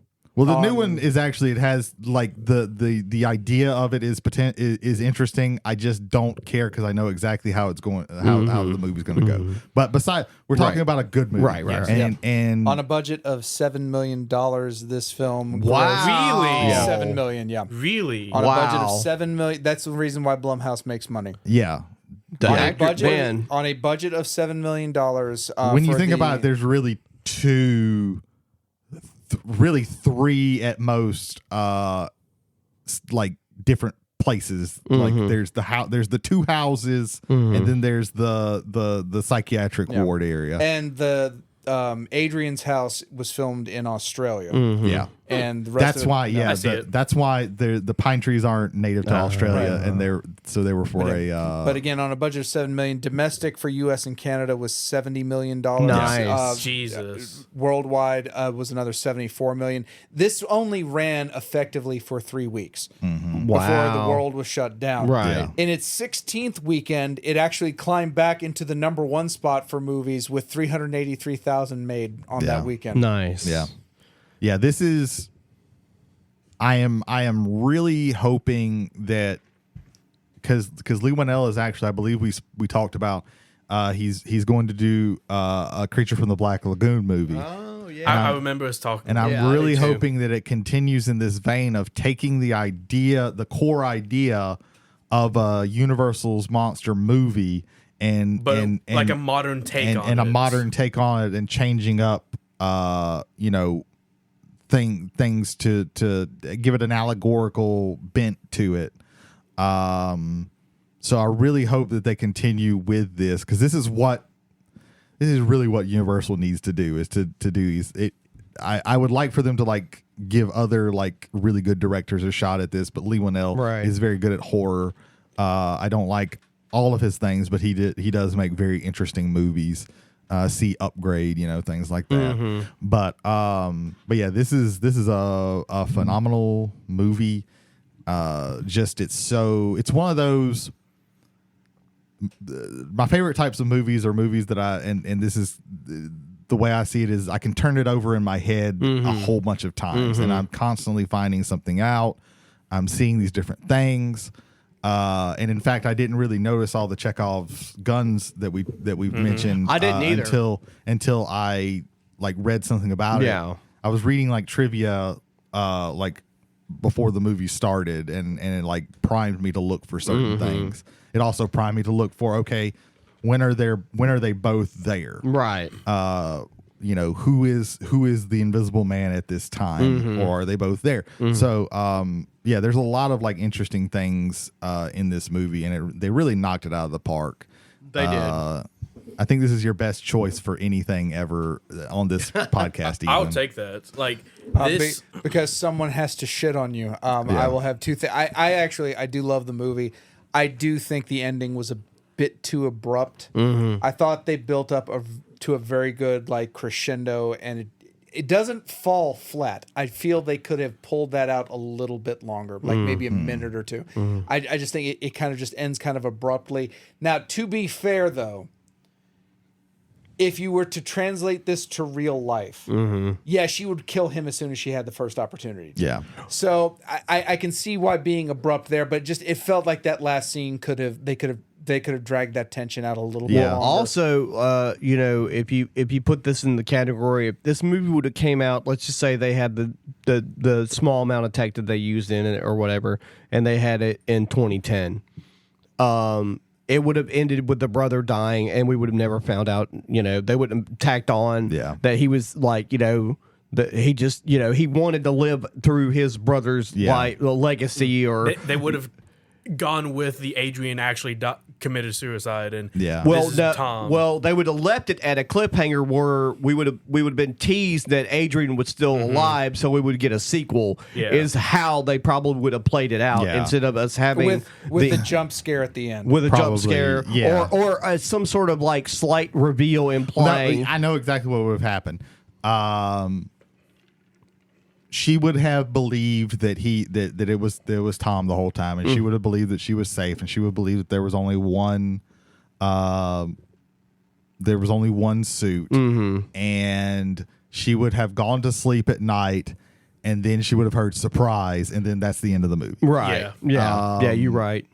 Yeah, I like the ending. I don't think I think it was really the ending was really more of an epilogue than really the movie. Right, because it's kind of like, you know, the actual endings when the shooting in the hallway happens, and it's like fucking just boom, boom, boom, and then and I think this was finally like, because she'd been gaslit so much throughout this movie. Yeah, there was just this tiny bit of doubt of, am I overreacting? Was it really Tom the whole time? Right. And she wanted to wants figure confirmation. out. She wants this confirmation. And as soon as she gets that confirmation, okay, yeah, you're dead. I'm sorry. Yeah, I'm going to kill you. Right. There's no way around it. I have to kill you. Yeah.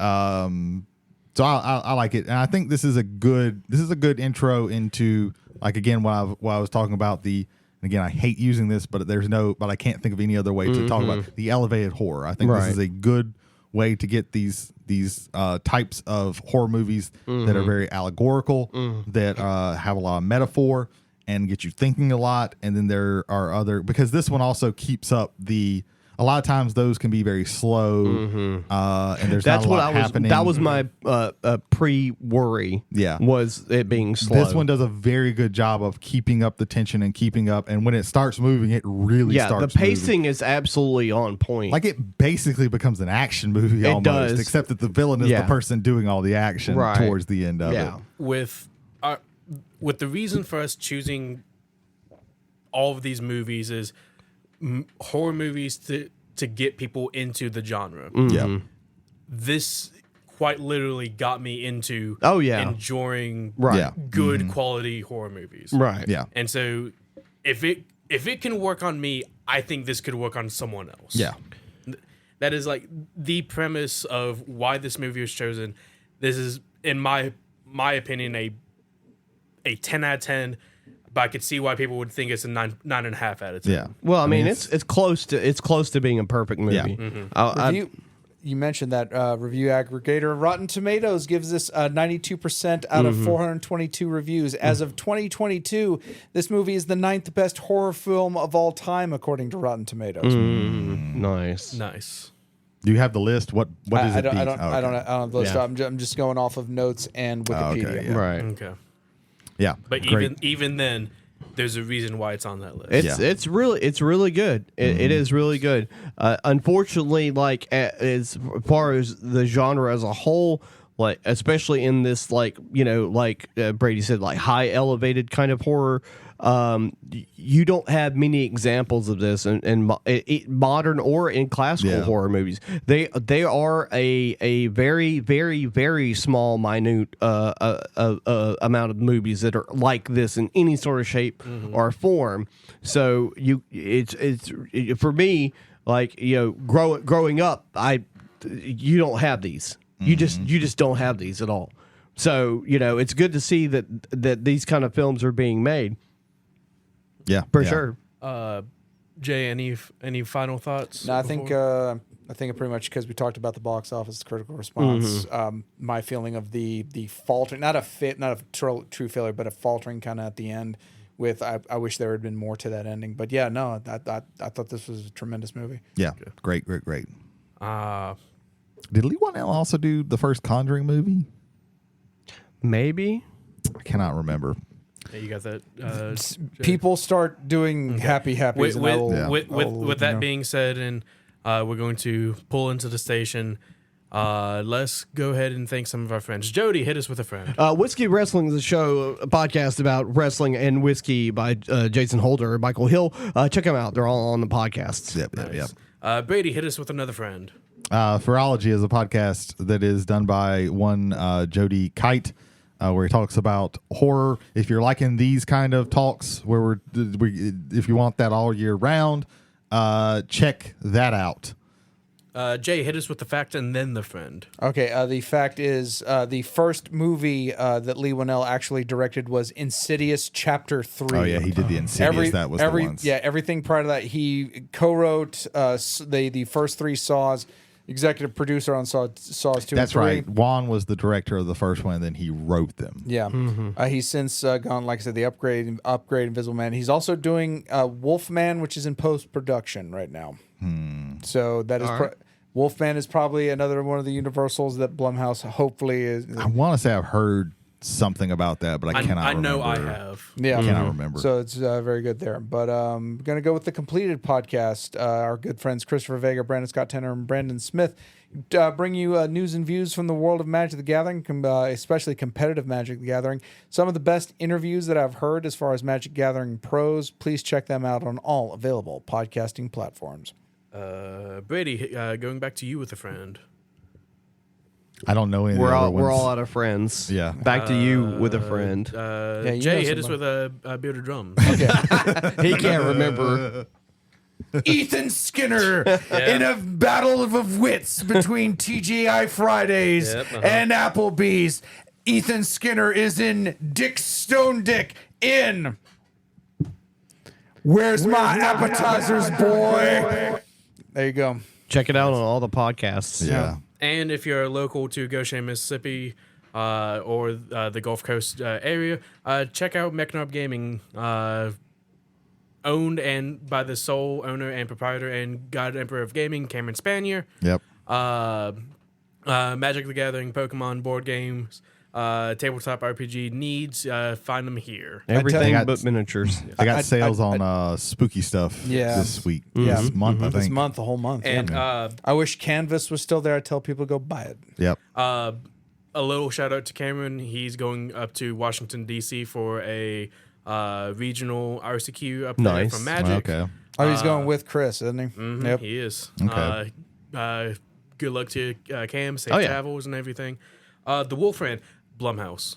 Oh, yeah. yeah. Wolfman is yeah. going to be Blumhouse. Yep. Yep. With that being said, ladies and gentlemen, thank you for listening. Tune in next week as we watch and review Brady's movie, which is going to be A Tale of Two Sisters. That it is. For myself, I have been Ethan Skinner. For myself, I've been Jody Kite. For myself, I've been Brady Davis. For everybody in the world, I've been James McCarthy. Thank you, everyone. Have a good night, evening, day, everything. Everything. It's 1 o'clock in the morning. That it is. Down, ba doom, down, down, down, down, down, down. I need my headphones. Oh, you do, yes. Yeah. All right, hang on. It's almost done. It's, almost the intros. done. Almost done, Intros. yes. No, I Okay, think done. it's well done. Brady, there's a knife behind you!